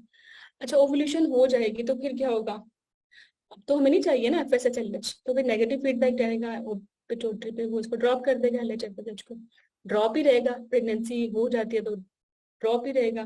प्रेगनेंसी नहीं होती तो फिर लिफ्ट आउट हो जाएगा और नेक्स्ट नेक्स्ट साइकिल स्टार्ट हो जाएगा। तो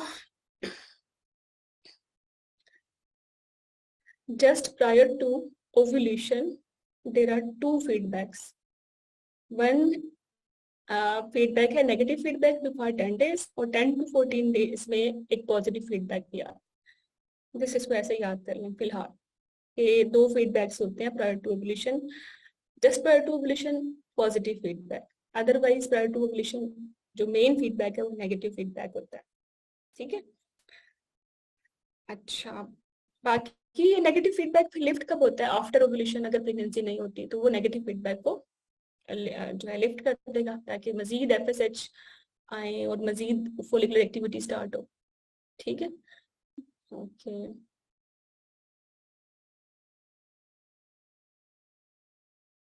तो 10 to 14 डेज में ये फोलिकल है, इस फोलिकल में ग्रेनुलोसा सेल्स हैं, ग्रेनुलोसा सेल्स पे एफएसएच के रिसेप्टर्स हैं। ठीक है, इसने एंड्रोजन लिया है थीका सेल्स से, एंड्रोजन को कन्वर्ट कर दिया एरोमेटेज एक्टिविटी के बाद इनटू द एस्ट्रोजन। एस्ट्रोजन जो है वो पॉजिटिव फीडबैक देगा ऑन इसको पिट्यूटरी पे। पिट्यूटरी से ज्यादा बन गए एफएसएच एलएच ढेर सारे। ठीक है, FSH surge, LH surge, oestrogen. तो दे यूजुअली आस्क डे 10 और 14 पे कौन सा फीडबैक होता है? पॉजिटिव फीडबैक होता है। क्यों होता है? ताकि एफएसएच एलएच सर जाए, एस्ट्रोजन ज्यादा हो। ठीक है। यूजुअली अगर एस्ट्रोजन ज्यादा होगी तो ज्यादा एस्ट्रोजन तो कम करती है ना, एंटी पिट्यूटरी को बोलती है भाई कम करो एफएसएच। लेकिन ओवुलेशन को कंप्लीट करने के लिए 10 से 14 डेज में एस्ट्रोजन ऐसा नहीं करती, ठीक है, क्योंकि वो चाहती है कि एस्ट्रोजन भी ज्यादा हो, एलएच भी ज्यादा। तो this is unique with 10 to 14 day of menstrual cycle. This feedback is very unique and breaking previous all concepts of feedbacks कि एस्ट्रोजन भी ज्यादा है और एफएसएच भी ज्यादा है। अदरवाइज ओवरी का कोई हार्मोन ज्यादा होता है या किसी भी जगह का कोई हार्मोन ज्यादा होता है, अगर एड्रिनल को आप देख लें, कार्टिकोसोल ज्यादा होगा तो एंटी पिट्यूटरी को कहेगा एसीटीएच कम बनाओ, है ना। इसी तरह एस्ट्रोजन ज्यादा होगा तो एंटी पिट्यूटरी को बोलेगा एफएसएच कम बनाओ। But just prior to ovulation oestrogen ज्यादा होगा और एंटी पिट्यूटरी को बोलेगा ज्यादा बनाओ एफएसएच और एलएच, ठीक है। तो it's breaking its own laws और इसी इसी की वजह से ओवुलेशन होती है। ओके, तो बस हो गई ओवुलेशन, रिलीज हो गया वो साइट ना। और ये सर्च कब होती है? 1 to 2 days before the ovulation. अगर ओवुलेशन हो जाएगी तो फिर ये पॉजिटिव फीडबैक ड्रॉप कर जाएगा। ओके, आगे और भी अच्छे मजे के एल्गोरिथम हमारे इन चीज को बताने के लिए। अच्छा, अभी हमने कब प्रोलिफरेटिव फेज को पढ़ लेते हैं। Proliferative phase endometrium proliferative phase है। इसमें क्या होता है, एस्ट्रोजन ज्यादा हो जाता है, एस्ट्रोजन ने क्या करना है, एंडोमेट्रियम को थिक कर देना है, ग्रोथ करना है, एंडोमेट्रियल ग्लैंड्स की स्पाइरल आर्टरीज को डेवलप करना है, क्योंकि स्पाइरल आर्टरीज ये तो इम्प्लांटेशन में हमारी हेल्प करेंगी, ठीक है। तो ऑप्टिमाइजेशन हो जाती है फर्टिलाइजेशन की डे 11 to डे 15 तक। और इसके साथ सर्वाइकल म्यूकस में चेंजेस आती है एस्ट्रोजन की वजह से, ताकि स्पर्म को पेनिट्रेट करे और स्पर्म के लिए अच्छी फेवरेबल इन्वायरमेंट हो और एवरीथिंग इज फेवरिंग के फर्टिलाइजेशन हो जाए। मूड चेंजिंग्स भी आती है, लिबिडो बढ़ जाती है, एंडोमेट्रियम अच्छी हो जाती है to receive the new guest, cervical mucus अच्छी हो जाती है, वेजाइनल सेक्रेशंस अच्छी हो जाती हैं। ये सब चीजें क्यों होती हैं? बिकॉज एस्ट्रोजन ज्यादा हो रहा है। तो प्रोलिफरेटिव फेज का जो मेरा हार्मोन है वो एस्ट्रोजन है। काम सारा ये है कि भाई फर्टिलाइजेशन हो जाए, फिर ओवुलेशन हो गई। ओवुलेशन हो गई ऑब्वियसली विद इन 24 आवर, अगर स्पर्म्स अवेलेबल है तो फर्टिलाइजेशन हो जाएगी, वरना फिर नहीं होगी। लेट्स सपोज हो जाती है फर्टिलाइजेशन, ठीक है। तो फर्टिलाइजेशन हुई तो कार्पस लूटियम बना और कार्पस लूटियम ने मेंटेन भी किया, सस्टेन भी किया, वरना तो फर्टिलाइजेशन नहीं होती तो कार्पस लूटियम एल्बिकन होके चेंज हो जाता है, नया साइकिल स्टार्ट हो जाता है आफ्टर 14 डे। अगर फर्टिलाइजेशन हो गई है तो नया साइकिल तो स्टार्ट नहीं होगा। We don't want FSH, we don't want FSH, तो how we will it will happen, negative feedback. Progesterone बहुत ज्यादा बनेंगे कार्पस लूटियम से बिकॉज फर्टिलाइजेशन हो चुकी है। ये ज्यादा प्रोजेस्टेरॉन कहेंगे एंट्रीपिट्यूटरी से, भाई हमें नहीं चाहिए एलएचएफएसएच, अपने पास रखो, this is a negative feedback. कम हो गया एलएचएफएसएच, ठीक है, और फर्टिलाइजेशन हो गई है तो प्लेसेंटा खुद टेक ओवर कर लेगा, वो बेडासिटी बनाएगा और आफ्टर सम टाइम ये एस्ट्रोजन प्रोजेस्टेरॉन भी बनाएगा प्लेसेंटा। तो negative feedback through out pregnancy maintain रहेगा। बट नहीं होती फर्टिलाइजेशन तो क्या होगा, कार्पस ल्यूटियम एल्बिकन में कन्वर्ट होगा, प्रोजेस्टेरॉन कम हो जाएगा क्योंकि वो डेड हो गया ना प्रोजेस्टेरॉन। तो कार्पस लूटियम से आना था, कार्पस लूटियम डेड हो गया तो प्रोजेस्टेरॉन भी नीचे चला गया। प्रोजेस्टेरॉन नीचे चला जाएगा तो प्लेंट्री पर छोटे को रिस्पॉन्स आएगा, भाई ओवर ज्यादा बनाओ एफएसएच, ज्यादा एफएसएच बनेंगे, ज्यादा एफएसएच बनेंगे तो फिर नया साइकिल स्टार्ट हो जाएगा मेंस्ट्रुएशन के साथ, फॉलिकुलर एक्टिविटी स्टार्ट हो जाएगी। बस इसको ऐसे ही करें। Uterus goes through secretory phases after ovulation. Spiral arteries हैं वो ज्यादा बड़ी हो जाती हैं, ग्लूटाइन ग्लैंड्स बहुत ज्यादा म्यूकस देते हैं, ठीक है। और फिर कार्पस लूटियम जो है, अगर फर्टिलाइजेशन हो जाती है तो कार्पस लूटियम प्लेसेंटा के से जो बेटासिटी बन रहा है उसको मेंटेन करेगा, लेकिन अगर नहीं होती तो फिर एल्बिकन में कन्वर्ट हो जाएगा, ठीक है। हार्मोन भी नहीं बनाएगा क्योंकि डेड डेड है ये कार्पस लूटियम अब, तो डिक्रीज हो जाएगा प्रोजेस्टेरॉन, और जब प्रोजेस्टेरॉन डिक्रीज हो जाएगा तो फिर एफएसएच कि एक्टिविटी एंडोमेट्रियम में स्टार्ट हो जाएगी और नया मेसी साइकिल स्टार्ट हो जाएगा। और ये जो एंडोमेट्रियम में इतनी ज्यादा एक्टिविटी हुई थी, टॉर्चिसिटी और ये सब चीजें, अब इसको प्रोजेस्टेरोन तो रहा नहीं सपोर्ट करने के लिए, तो ये सारा स्लफ अप हो जाएगा। एंडोमेट्रियम की function layer you know damage होके ब्रेक होके through vagina in the form of bleeding नीचे आ जाएगी, तो ब्लड ब्लीडिंग हो जाएगी। ठीक है, तो ये इसकी इस तरह से इसकी फिजियोलॉजी करना है। बाकी बिफोर ओव्यूलेशन मैंने बोला था कि सेकेंडरी फॉलिकल है, और secondary follicle can develop into graphene follicle, can not develop into graphene follicle, it depends कि ओव्यूलेशन होनी है या नहीं होनी। तो जो ये सेकेंडरी फॉलिकल है इसमें थीका सेल्स हैं, ग्रैन्युलर सेल्स हैं। बेसल मेम्ब्रेन के अंदर जो है वो ग्रैन्युलर सेल हैं, बेसल मेम्ब्रेन के बाहर जो है वो थीका सेल्स हैं। थीका सेल्स में भी इंटरना और एक्सटर्ना, बेसिकली इंटरना है जिसमें एलएच रिसेप्टर्स हैं, हार्मोनल एक्टिविटी हो रही है, एंड्रोजेंस बन रहे हैं और ये एंड्रोजेंस फिर जा रहे हैं ग्रैन्युलर सेल्स के अंदर, ग्रैन्युलर सेल्स में कन्वर्ट हो रहे हैं एरोमेटिक एक्टिविटी के वजह से इनटू द एस्ट्राडायोल, और फिर ब्लड स्ट्रीम में आ रहे हैं, और फिर एस्ट्राडायोल सेकेंडरी सेक्स फीचर्स को डिफाइन कर रहा है। इसके रिसेप्टर्स थ्रू आउट बॉडी बिखरे हुए हैं। तो इसकी टेबल हो गई इसकी। तो जो फिजियोलॉजिकल पार्ट है मेंस्ट्रुअल साइकिल का, ये बड़ा इंपॉर्टेंट है। Dominant follicle is follicle with the most efficient aromatase activity and the highest concentration of FSH, which induce the LH receptors. और ये जो LH receptors LH सर्च के लिए इंड्यूस करते हैं ना, ठीक है, डोमिनेंट फॉलिकल में, क्योंकि एरोमेटिक एक्टिविटी की वजह से होते हैं।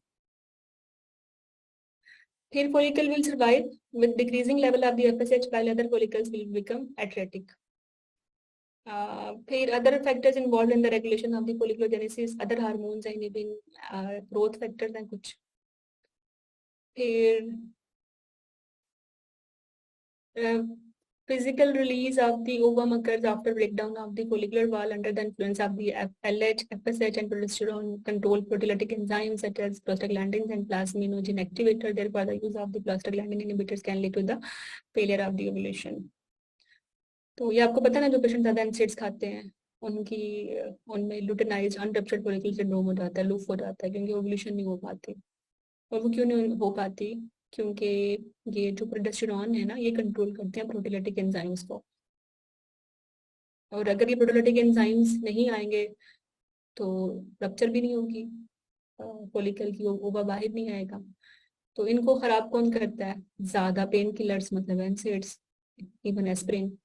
तो एस्प्रिन एनसेड्स अगर कोई पेशेंट ज्यादा ले रहा है तो उसकी ओवुलेशन मुतासिर हो सकती है इनफर्टिलिटी के हिस्ट्री में, इसलिए हम ड्रग में पूछते हैं एनसेड्स तो नहीं खाती हो। luteal phase क्या होता है? The remaining granules and theca cells will form the corpus luteum. The cells have vacuolated yellow appearance. LH stimulates these cells to form progesterone to stabilize the endometrium. The progesterone has its highest level in the mid luteal phase, और ये suppress कर देता है FSH को, LH को। ठीक है, ignore pregnancy तो luteal lysis हो जाती है। With decrease in estrogen, progesterone and inhibin levels, FSH will be released from negative feedback. अब जो negative feedback था हाईएस्ट लेवल ऑफ प्रोजेस्टेरॉन की वजह से मिड लुटियल टाइम पे, वो जो है वो रिलीज हो जाएगा, क्योंकि कार्पस लुटियम बेल भी गया, डेड हो गया।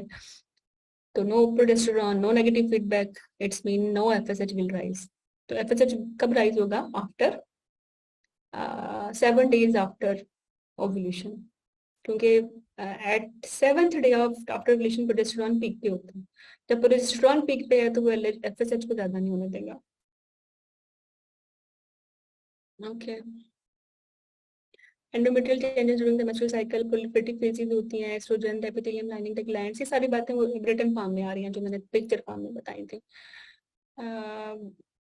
Lining the glands will change form a single layer of columnar cells to pseudostratified epithelium with frequent mitosis. Progesterone will induce the formation of a temporary layer which is known as a decidua.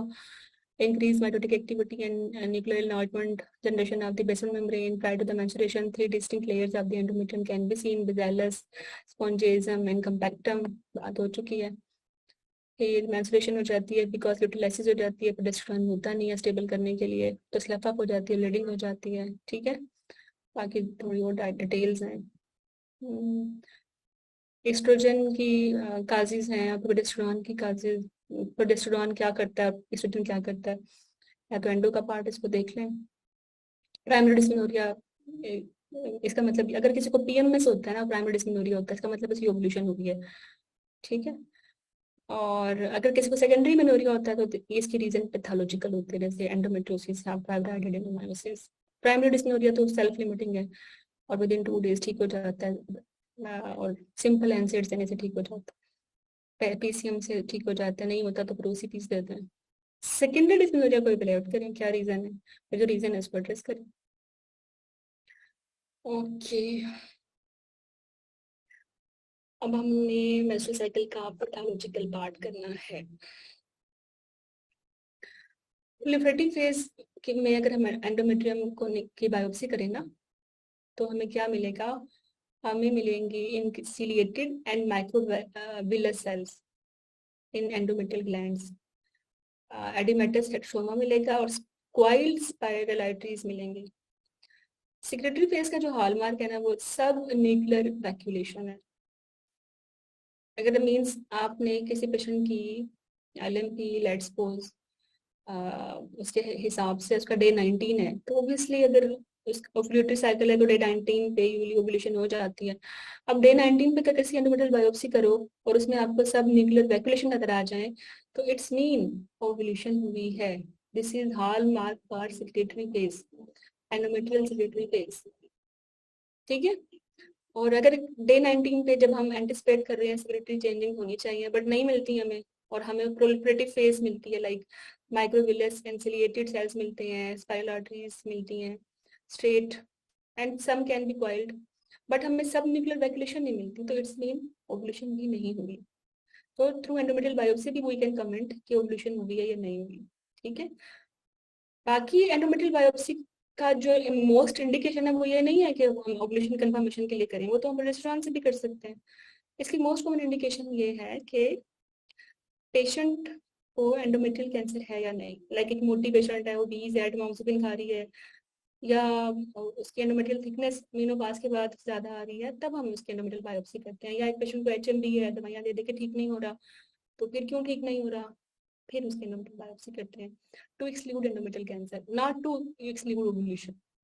और अगर ovulation हुई है तो फिर आपको secondary phase का जो hallmark है वो सब न्यूक्लियर एवेकुलेशन मिलता है। Very important question. अच्छा, इसके अलावा बायोप्सी पे अगर मैं कहूँ कि ग्लैंड्स और स्ट्रोमा की रेशियो इक्वल है, 1:1 की रेशियो है, तो ये प्रोलिफरेटिव एंडोमेट्रियम की फेज होती है। बट अगर ग्लैंड ज्यादा हो जाए या स्ट्रोमा कम हो जाए तो फिर ये हाइपरप्लेसिया है। ठीक है। और अगर इसमें एटीपी आ जाए न्यूक्लियस में तो ये टिपिकल हाइपरप्लेसिया है। और अगर इसमें बहुत माइटोटिक फिगर्स आ जाएं और जो है साइटोप्लाज्मिक और न्यूक्लियर रेशियो ज्यादा हो जाए, प्लियोमॉर्फिज्म आ जाए, मेलिग्नेंसी के पिक्चर्स आ जाए, तो फिर बायोप्सी विल से कि भाई ये तो कैंसर है। ठीक है। तो एंडोमेट्रियल बायोप्सी बड़ी जरूरी है मेंस्ट्रुअल साइकिल के लिहाज से। पैथोलॉजी पे हमने कमेंट किस चीज पे करना है, सिक्रेटरी फेज पे या प्रोलिफरेटिव फेज पे, या कि हाइपरप्लेसिया है या नहीं एंडोमेट्रियम का, या प्रोलिफरेट या जो है मैलिग्नेंसी है या नहीं। तो हम एंडोमेट्रियल बायोप्सी को पढ़ के बता सकते हैं कि पेशेंट का डायग्नोसिस क्या है। पेशेंट का डायग्नोसिस ये है कि सब न्यूक्लियर वैक्यूलेशन नजर आ रही है, पेशेंट ओव्यूलेट कर रही है। पेशेंट का डायग्नोसिस ये है कि हिस्टोपैथोलॉजी पे ग्लैंड्स बहुत ज्यादा है और स्टोमा बहुत कम है, this is hyperplasia. But abnormal है, एटिपिकल है, तो ये एंडोमेट्रियल हाइपरप्लेसिया है, एटिपिकल। और अगर जो है कैंसर है तो फिर स्ट्रोमा मिलता ही नहीं, बिल्कुल क्राउडिंग हो जाती है ग्लैंडुलर सेल्स की और एटीपिया की और एबनॉर्मल न्यूक्लियस भी, तो फिर हम कहते हैं भैया तो कैंसर है। तो if you know the pathological part of endometrial menstrual cycle, you can easily comment on various diagnosis. Like endometrial biopsy की उस पे आपको giant cells नजर आ जाते हैं, आपको टीबी है, आपको न्यूट्रोफिल्स ज्यादा नजर आ जाते हैं, you will see endometritis का infection है। A lot of things we can comment through biopsy. Just is algorithm of menstrual cycle, तो उसको हम करते हैं।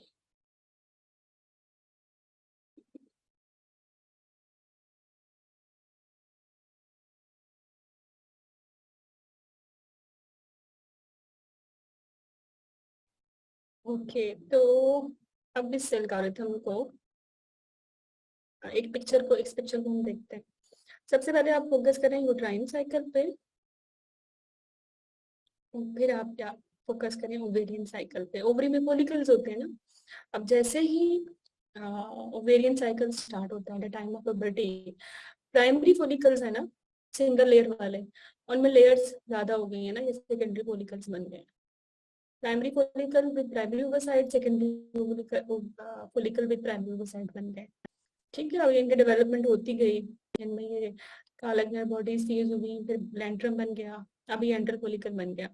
अभी एंटर फॉलिकल ये वो फॉलिकल है, फीचर डोमिनेंट फॉलिकल है, इसको ग्रेफिन फॉलिकल भी कहते हैं। ठीक है, अब यहाँ तो आए थे 15 से 20 प्राइमरी फॉलिकल, बचा ये एक, बाकी कहाँ गए?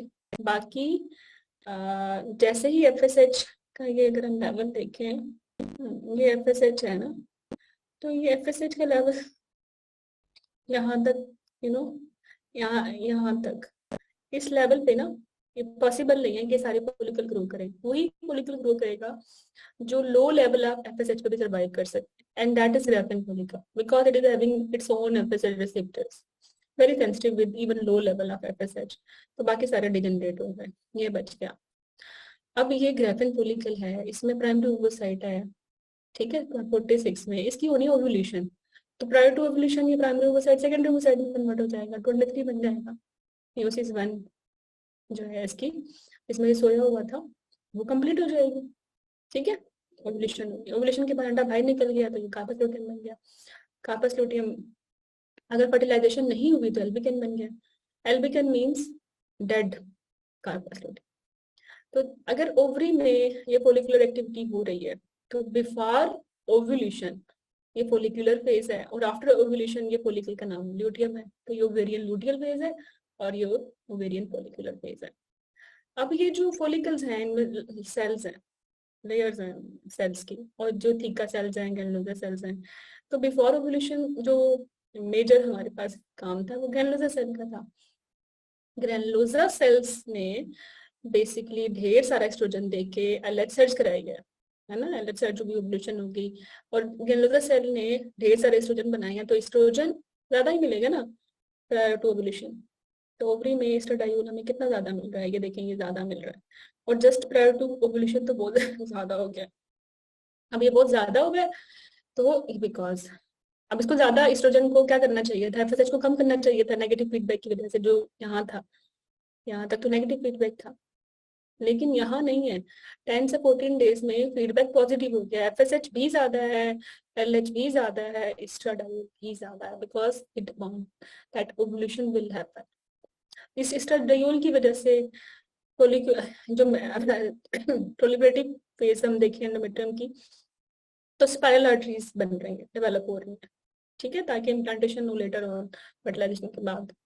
लेकिन थिकनेस के हवाले से मैक्सिमम थिकनेस तो यहाँ है ना सेक्रेटरी फेज में, यहाँ तो नहीं है। तो prior to ovulation follicular ovarian follicular phase के साथ प्रोलिफरेटिव यूट्राइन साइकिल के देखें तो थिकनेस हमें यूजुअली 10 mm तक मिलती है, इससे ज्यादा नहीं मिलती। और इम्प्लांटेशन के लिए कट ऑफ 5 mm है, तो ठीक है, इट्स ओके, वो यार सेफ। तो अब ये कार्पस लूटियम में इसने क्या देना, प्रोजेस्टेरॉन देना है। प्रोजेस्टेरॉन क्या करता है, बॉडी का टेम्परेचर ज्यादा कर देता है, टेम्परेचर भी ज्यादा हो गया, यहाँ 36 था, और आफ्टर ओवुलेशन ज्यादा हो गया है ना, ये देखो ये ज्यादा हो गया, यहाँ से ये ज्यादा हो गया। और प्रोजेस्टेरॉन ने क्या करना है, ज्यादा प्रोजेस्टेरॉन है तो फिर एफएसएच को तो कम करेगा ना, एलएच को भी कम करेगा, तो ये कम हो गया यहाँ तक, मिड लुटियल तक। लेकिन अब जैसे ही एल्बिकन बना, प्रोजेस्टेरॉन भी कम हो गया। प्रोजेस्टेरॉन अगर कम हुआ है तो फिर तो एफएसएच ज्यादा होगा, तो इट्स मीन वो नेगेटिव फीडबैक इसका रिलीज हो गया, और फिर ये नया साइकिल एंटर हो जाएगा। फिर ये देखिए इसमें दोबारा ये ज्यादा होने लग जाएगा, ग्रीन लाइन एफएसएच की। तो बिफोर ओवुलेशन जो है एलएचएच एफएसएच, बाकी prior to ovulation and post ovulation LH और एफएसएच इतने सर्च में नहीं होते, और प्रायर टू ओवुलेशन एस्ट्राडायोल भी सर्च भी आती है। Main hormone prior to ovulation oestradiol, main hormone prior after ovulation progesterone. Progesterone is maximum when ये ये है 28 डे, ठीक है। 28 डे, ये है 14 डेज। 14 डेज का मिड कर लें, यहाँ ये ज्यादा है maximum. This is a peak point, मतलब 28 का डे 21 अगर मिड लुटियल है, ल्यूटियम का मिड फेज है, तो यहाँ पर प्रोजेस्टेरॉन पीक पे है। और यहाँ पर आप देखें ना, एफएसएच लोएस्ट है, फिर उसके बाद ये थोड़ा सा ज्यादा जाएगा जैसे ही जो प्रोजेस्टेरॉन जो है वो ड्रॉप होगा, प्रोजेस्टेरॉन ड्रॉप होगा और एफएसएच ने फिर ऊपर लिफ्ट करना। ओके, तो आगे चलें। Level of prior to ovulation क्या होता है कि जो डोमिनेंट फॉलिकल है उसमें मैक्सिमम एलएच एफएसएच रिसेप्टर्स हैं जो मिनिमम एलएच एफएसएच को भी रिस्पॉन्ड कर रहे हैं, जो नहीं कर रहे थे वो डेड हो गए, ठीक है। तो डोमिनेंट फॉलिकल की ग्रोथ हो गई, फिर ये क्या करेगा, इसमें एस्ट्राडायोल राइज हो गया, और ये राइज कब तक रहता है, डे 10 के बाद टिल डे 13-14 तक, तो 2 to 3 ये राइज रहेगा, तभी ये पॉजिटिव फीडबैक देगा। फिर नेगेटिव फीडबैक से वो पॉजिटिव फीडबैक में चला गया, वेरी इंपॉर्टेंट।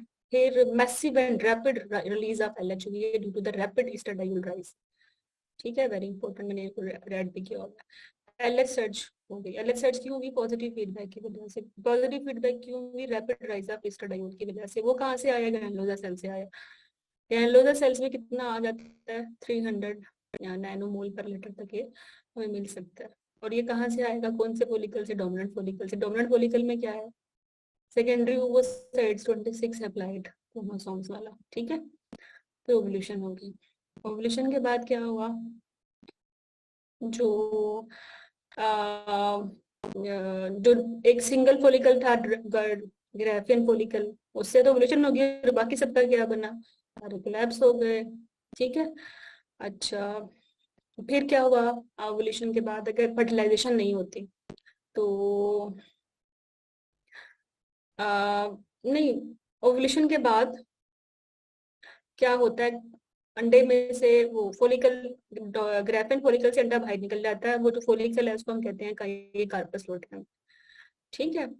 कार्पस लूटियम का जो मेन हार्मोन है वो है प्रोजेस्टेरॉन बनाना। ईस्ट्रोजन कम पड़ जाएगा, ईस्ट्रोजन फाल हो जाता है, बनता जरूर है लेकिन वर्सेस प्रोजेस्टेरॉन कम बनता है।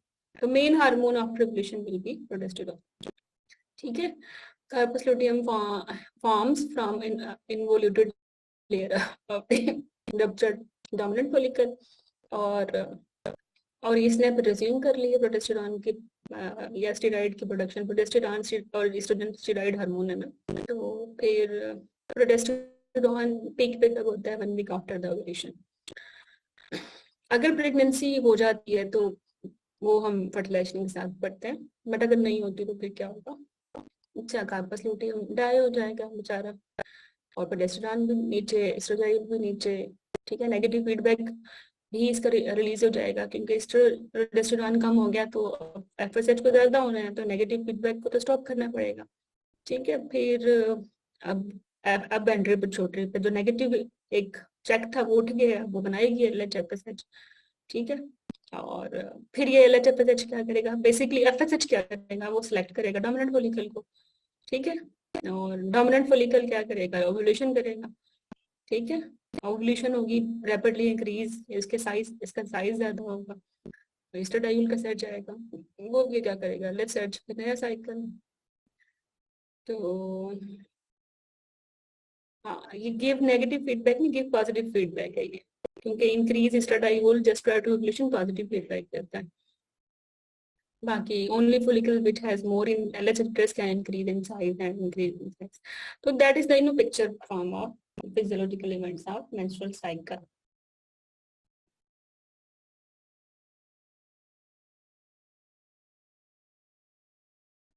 ओके, तो इसका एक छोटा सा करते हैं रिकैप।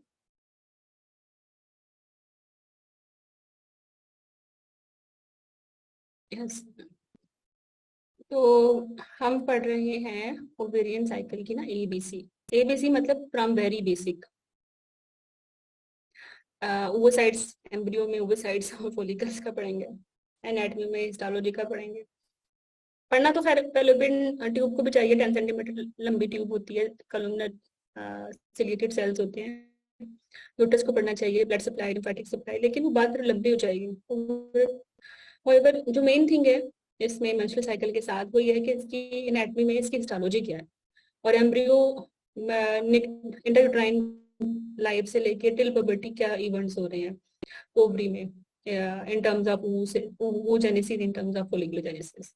फिर फिजियो में हम पढ़ेंगे, हमने पढ़ा ओवेरियन साइकिल को, एंडोमेट्रियल साइकिल को। एंडो में हमने पढ़ा, एंडोक्राइन पार्ट हमने नहीं पढ़ा, देख लेते हैं।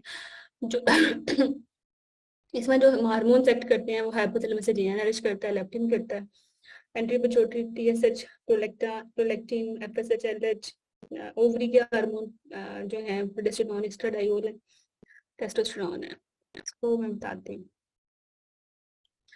अब ये देखो, मेन कहाँ से पहले जीएनआरएच आया, जीएनआरएच ने एंटीरियर पिट्यूटरी पे ना उसको बोला एफएसएच दो, ठीक है। एफएसएच आया, उसने फॉलिकुलर डेवलपमेंट की, ग्रेफिन फॉलिकल को चूज किया, फिर इसका लेवल नेगेटिव फीडबैक से ड्रॉप हो गया, ठीक है। अब इस वजह से बाकी जो 20 में से 19 थे मर गए, एक बच गया, क्योंकि उसमें सलाहियत थी कि कम लेवल ऑफ एफएसएच पे भी जिंदा रहे, वो था डोमिनेंट फॉलिकल। अब डोमिनेंट फॉलिकल बना, उसने फटाफट एफएसएच एलएच रिसेप्टर्स इंड्यूस किए और मैक्सिमम एस्ट्राडायोल लेके पॉजिटिव फीडबैक लेके आया और एलएच एफएसएच सर्च करा दी, और ओवुलेशन हो गई। ओवुलेशन के बाद अंडे ने कोई हार्मोन नहीं देना, अंडे के इर्द गिर्द जो फोलिकुलर लेयर्स थी वो बना रही थी हार्मोन, है ना। तो वो क्या बना रही थी, वो बना रही थी जो थीका सेल्स थे वो बना रहे थे एंड्रोजन्स। क्यों बना रहे थे, क्योंकि एंड्रोजन एलएच उनको बोल रहा था बनाओ बनाओ।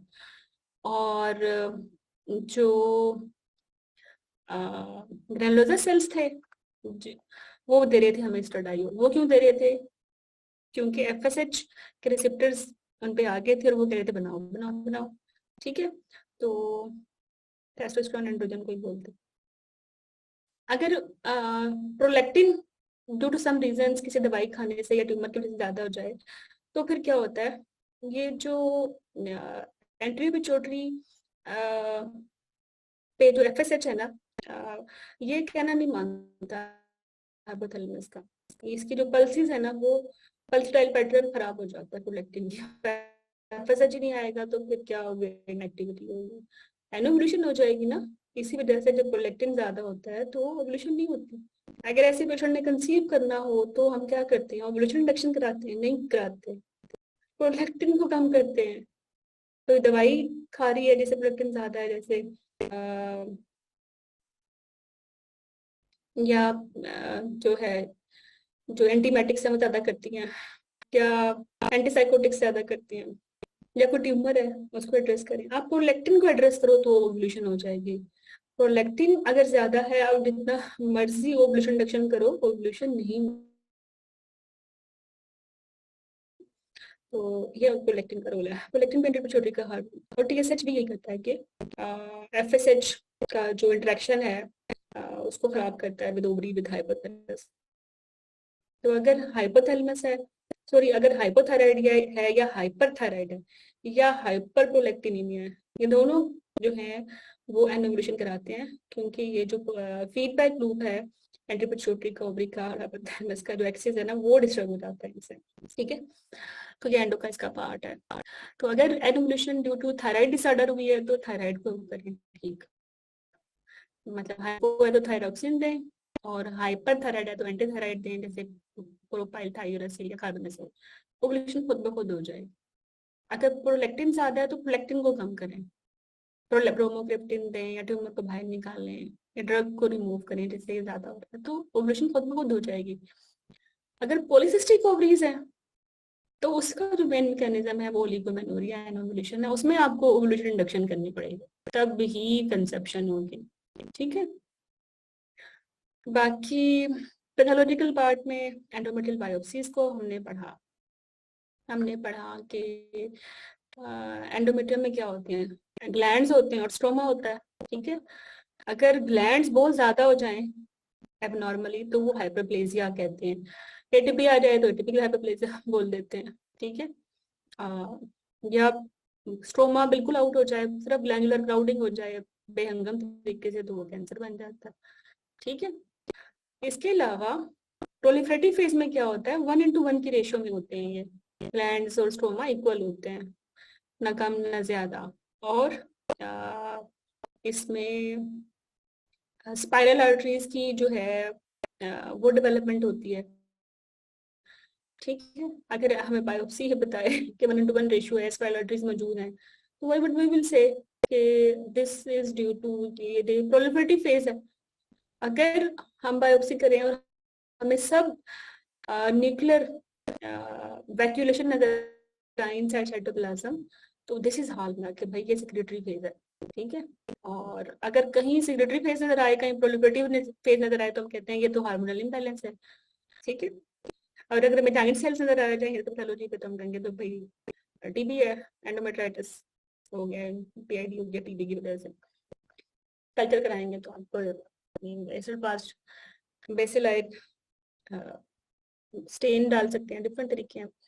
अगर आपको न्यूट्रोफिल्स मिलते हैं तो उसका मतलब क्या है, एंडोमेट्राइटिस है, but due to other causes like gonorrhoea की वजह से ज्यादा हो सकते हैं, दो पॉलीमाइक्रोबियल इन्फेक्शन की वजह से ज्यादा हो सकते हैं। तो पैथोलॉजी का भी बड़ा इंपॉर्टेंट पार्ट है।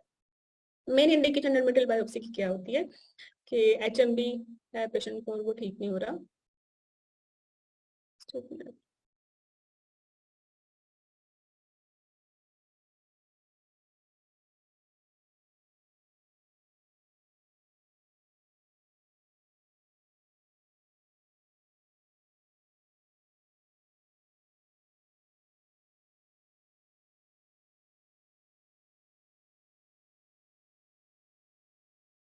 ठीक है, अच्छा फार्मा में क्या देखते थे हम, हाँ नहीं एचएम हम बायोप्सी की इंडिकेशन करे थे। एचएमबी वो एचएमबी जो मेडिकल मैनेजमेंट को रिस्पॉन्ड ना करे। ठीक है, या पेशेंट मॉक्सिफिन यूजर है, उसमें नॉर्मल टाइम ब्लीडिंग हुई है, उसमें बायोप्सी करनी है। पेशेंट ओबीज है, obesity is the strongest risk factor for endometrial cancer. या लाइक पेशेंट पोस्ट मेनोपाजल ब्लीडिंग के साथ आई है, आपने उसका टीबीएस की एंडोमेट्रियल थिकनेस उसकी 4 mm से ज्यादा, तब इसकी बायोप्सी करते हैं। ठीक है, या आपने सोचा कि भाई एचएमबी है और पेशेंट ने कहा मैं तो मेडिकल ट्रीटमेंट मुझे चाहिए ही नहीं, मुझे तो मेरी तो बस यू नो मायोमेक्टमी कर दो फाइब्राइड अगर है, या मेरा तो एब्लेशन कर दो एंडोमेट्रियम को डैमेज कर दो, इसे एंडोमेट्रियल एब्लेशन कहते हैं, या फाइब्राइड है तो एम्बोलाइजेशन कर दो यूट्राइन आर्टरी की। तो कोई भी इन्वेसिव प्रोसीजर आप कर रहे हो फॉर एचएमबी, उससे पहले भी मस्ट है कि आप एंडोमेट्रियल बायोप्सी करें। क्योंकि अगर कैंसर नजर आ गया तो फिर हम बहुत सारे प्रोसीजर्स नहीं करते, हम कभी भी एब्लेशन नहीं करते, हम कभी भी एम्बुलाइजेशन नहीं करते। और मे बी हम जो है सिर्फ हिस्टेक्टमी ना करें, हम उसकी फिर बीएसओ भी करें, ओवरी भी निकाल लें क्योंकि कैंसर है। तो कोई भी इन्वेसिव प्रोसीजर चाहे हिस्टेक्टमी क्यों नहीं कर रहे, आप पे वाजिब है कि आप एंडोमेट्रियल सैंपलिंग करें, उसकी में जो है मेलिग्नेंसी एक्सक्लूड करें, क्योंकि it can change your choice. आप मायोमेक्टमी करना चाहते थे फाइब्राइड की वजह से, आप हिस्टेक्टमी करेंगे और बीएसए करेंगे। आप हिस्टेक्टमी करना चाहते थे सिर्फ, बट आपने बायोप्सी की और कैंसर नजर आया, तो फिर आप उसमें ओवरी भी निकालेंगे। ठीक है, आप चाहते थे इसकी ब्लेजन करना, बट अब कैंसर आ गया तो आप नहीं कर सकते, है ना। तो lot of things. Pharmacological contraception का बड़ा रोल है। अगर आपको मेंस्ट्रुअल साइकिल आता है तो आपको कॉन्ट्रासेप्शन आते हो, बिकॉज यू नो क्यों हम बेसल बॉडी टेम्परेचर जो है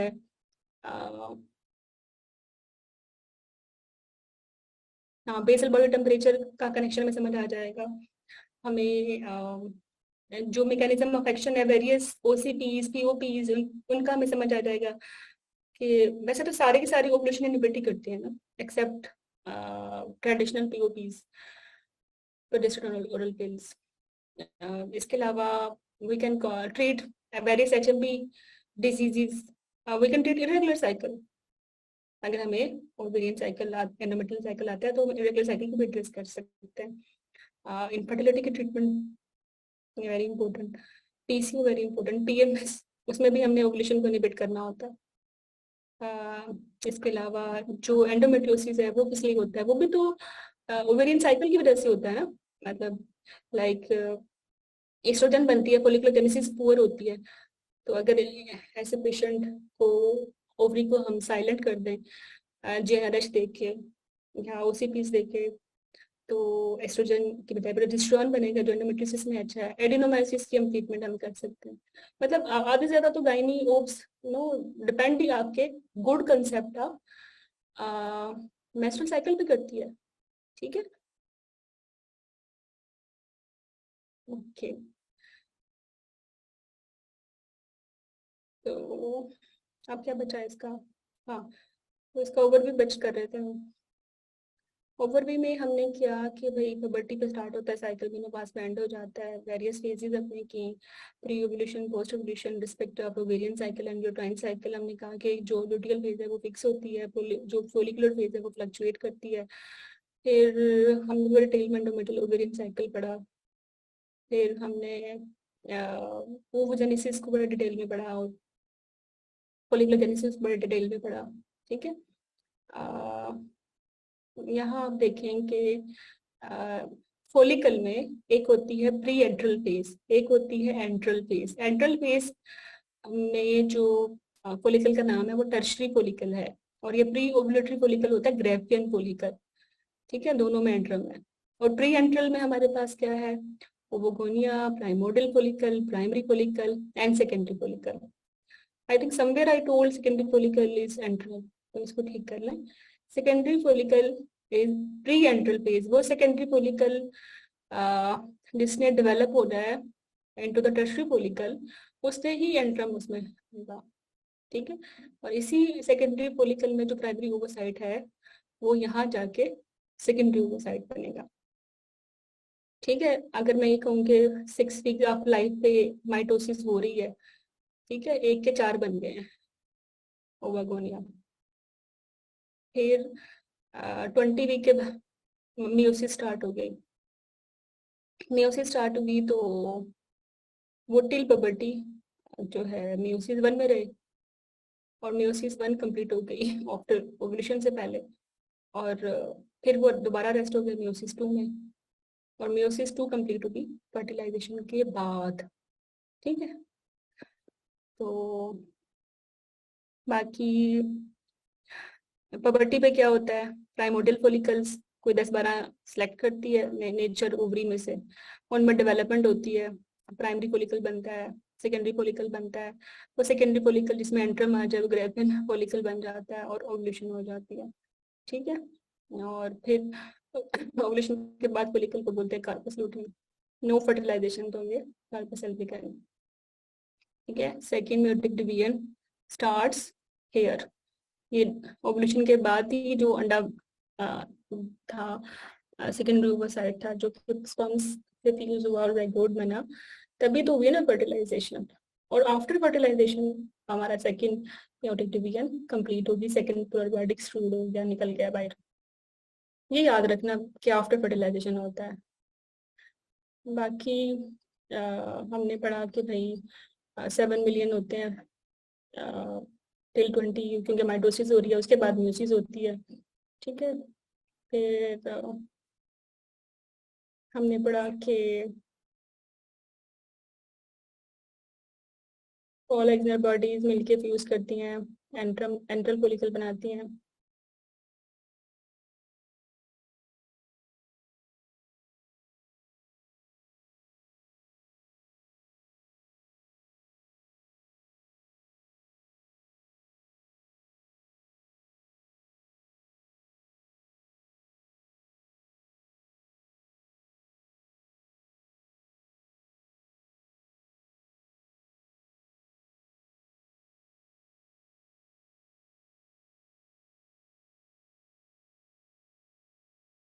और आपको याद होगा ये जो काल एक्सनल बॉडीज है ना, ये ग्रेनल सेल में बन रही है ना। जब हम इसको आप ये जो काल एक्टिन बॉडीज हैं, ये किस में बन रही हैं? ग्रैनुलर सेल में बन रही हैं। तो अगर ग्रैनुलर सेल का ट्यूमर होगा तो उसका ट्यूमर मार्कर, सॉरी, क्या होगा? ग्रैनुलर सेल बनाते हैं एस्ट्राडायोल, तो उसका ट्यूमर मार्कर क्या होगा? एस्ट्राडायोल। ठीक है, या इनेबिन होगा। और इसकी जो मेजर हिस्टोपैथोलॉजिकल फीचर क्या होंगे, इसमें आपको काल एक्टिन बॉडीज नजर आएंगी।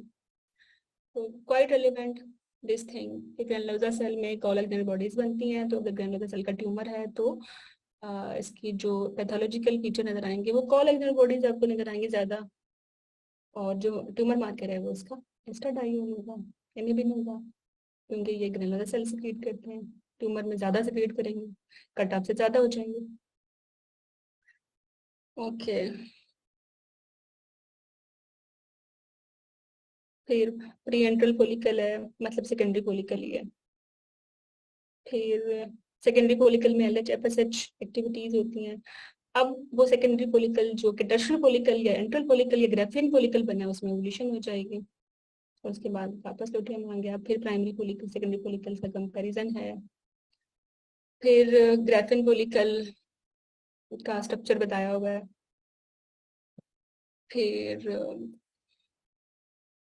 कर लिया था यार मैंने।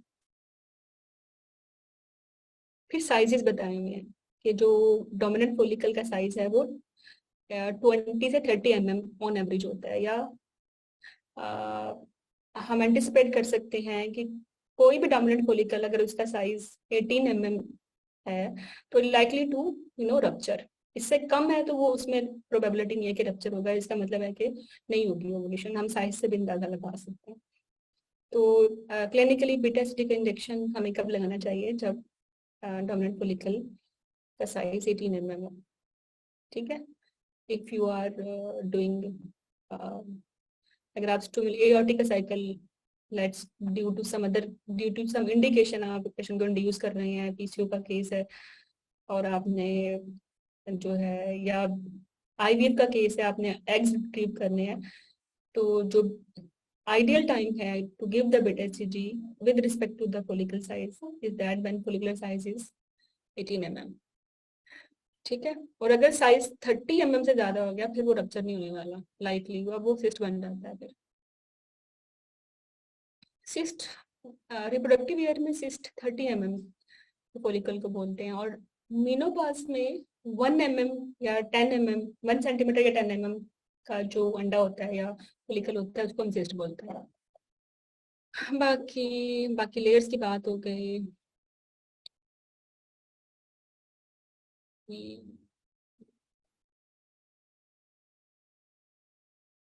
Primary side secondary side comparison आ गया। फिर इनकी सबकी एपिथेलियम हमने की। ठीक है, वल्वा वेजाइना एक्टोसर्विक्स में स्ट्रेटिफाइड है और फैलोपियन एंडोसर्विक्स यूट्रस में कलुमनर है और फिर ओवरी में क्यूबाइडल है। फिर एंडोमेट्रियम की फंक्शन के लिहाज से दो लेयर्स हैं, functionalis and basalis. Anatomical point of view से तीन है। पहली वाली कंपैक्ट सुपरफिशियल, दूसरी वाली middle spongy and inner most is basal. फिर हमने इसकी ब्लड सप्लाई की कि यूट्राइन आर्टरी से आती है, आर्क्यूएट से आती है, रेडियल आर्टरी से आती है, स्ट्रेट एंड स्पाइरल आर्टरीज। फिर हमने फिजियोलॉजी की, मेंस्ट्रुअल साइकिल की, साइकिल की लेंथ हमने की, वेरियस लेंथ्स की, फिर हमने फेजेस की, फिर हमने पॉजिटिव नेगेटिव फीडबैक को पढ़ा, फिर हमने प्रोलिफरेटिव फेज को पढ़ा, ओवुलेशन के बाद वाली स्टेटस को देखा हमने, फिर यूट्राइन फेजेस को पढ़ा, फिर हमने थोड़ा थ्योरेटिकल पार्ट पढ़ा इसका, फिर हमने क्लिनिकल पढ़ी कि प्राइमरी डिस्मेनोरिया सेकेंडरी डिस्मेनोरिया क्या होता है। प्राइमरी डिस्मेनोरिया में एनसेट्स देते हैं, इसके रीजन कुछ भी नहीं होती, फिजियोलॉजिकल है, ओवुलेशन की वजह से हो जाता है। बट अगर सेकेंडरी डिस्मेनोरिया है तो फिर वो खराब है, इसकी काज ऑर्गेनिक है, फिर ढूंढें क्यों, तो उसी को एड्रेस करें। फिर हमने पैथोलॉजिकल पार्ट पढ़ा इसका, ओवरी का, जस्ट एक मिनट। ओके, तो बायोप्सी में हम क्या करते हैं एंडोमेट्रियल साइकिल के हवाले से, कि जो पोलिप होता है उसमें आपको एंडोमेट्रियल ग्लैंड्स का ना की ग्रोथ नजर आती है, एंडोमेट्रियल ग्लैंड्स एंड स्ट्रोमा की।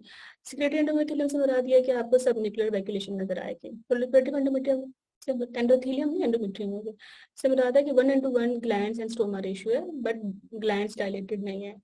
हाइपरप्लेजिया अगर आप कहते हो एंडोमेट्रियम का है तो it should be glandular activity ज्यादा होनी चाहिए, 2 times more than stromal activity. और अगर एटीपी है तो फिर ये 1:2 की रेशियो तो होगी, ग्लैंड्स 2 times ज्यादा होंगे, स्ट्रोमा 1 time होगा, बट साथ में न्यूक्लियर एटीपी अगर नजर आ जाएगा। बट अगर कैंसर है तो बायोप्सी विल शो कि back to back glandular endometrial crowding है और there is no stroma, it's mean इस किस्म की जो रिपोर्टिंग है वो एडिनोकार्सिनोमा है, क्योंकि एंडोमेट्रियम में ग्लैंडुलर सेल्स जो होते हैं, हमने कहा था ना सेम कॉलमनर होते हैं, तो एडिनोकार्सिनोमा बनाएंगे उसका। और little stroma remains between the glands. टेमोक्सिफेन वालों में आपको सब एपिथेलियल स्ट्रोमल हाइपरट्रॉफी नजर आती है। This is very specific with टेमोक्सिफेन and very important exam question है सर।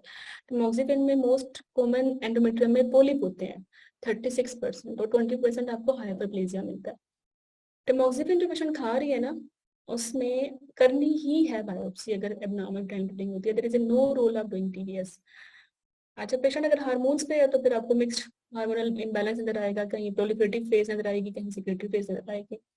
पीसीओ वाले जो पेशेंट होते हैं उनमें कौन सा ओवुलेशन होती है, उनमें आपको कोई सिक्रेटरी फेज नजर नहीं आएगी, प्रोलिफरेटिव फेज ही मिलेगी। ठीक है, प्रोलिफरेटिव फेज में 1:1 glands and stroma ratio. TB में आपको जॉइंट सेल्स मिलेंगे, ट्रॉफिक एंडोमेट्रियम मिल सकती है, टबरकल्स मिल सकते हैं, प्लाज्मा सेल्स मिल सकते हैं, एपिथेलाइट ग्रैनुलोमा वगैरह नजर आ जाएंगे। तो that is the pathological part of the cycle. अब इसको एल्गोरिथम व्यू में कर लें, ये पिक्चर बड़ी अच्छी है, इसका एल्गोरिथम है। इस एल्गोरिथम में जो बात याद रखने वाली है ना वो है feedback. 10 days of ovarian cycle, ovarian या एंडोमेट्रियल या मेंस्ट्रुअल साइकिल या रिप्रोडक्टिव साइकिल नेगेटिव फीडबैक होता है, फिर पिट्यूटरी पे 10 से 14 डेज पे पिट्यूटरी पे पॉजिटिव फीडबैक होता है। ठीक है, और after ovulation 5th till 7th day या टिल मिड जो है वो नेगेटिव ही होता है। फिर लिफ्ट कब होता है, 21 डे के बाद, साइकिल लेंथ इज 28 डे, ताकि नई नया ज्यादा एफएसएच बने और नई फोलिकल्स की ना ग्रोथ हो। फिर हाँ, फर्टिलाइजेशन फिर नेक्स्ट हम करते हैं।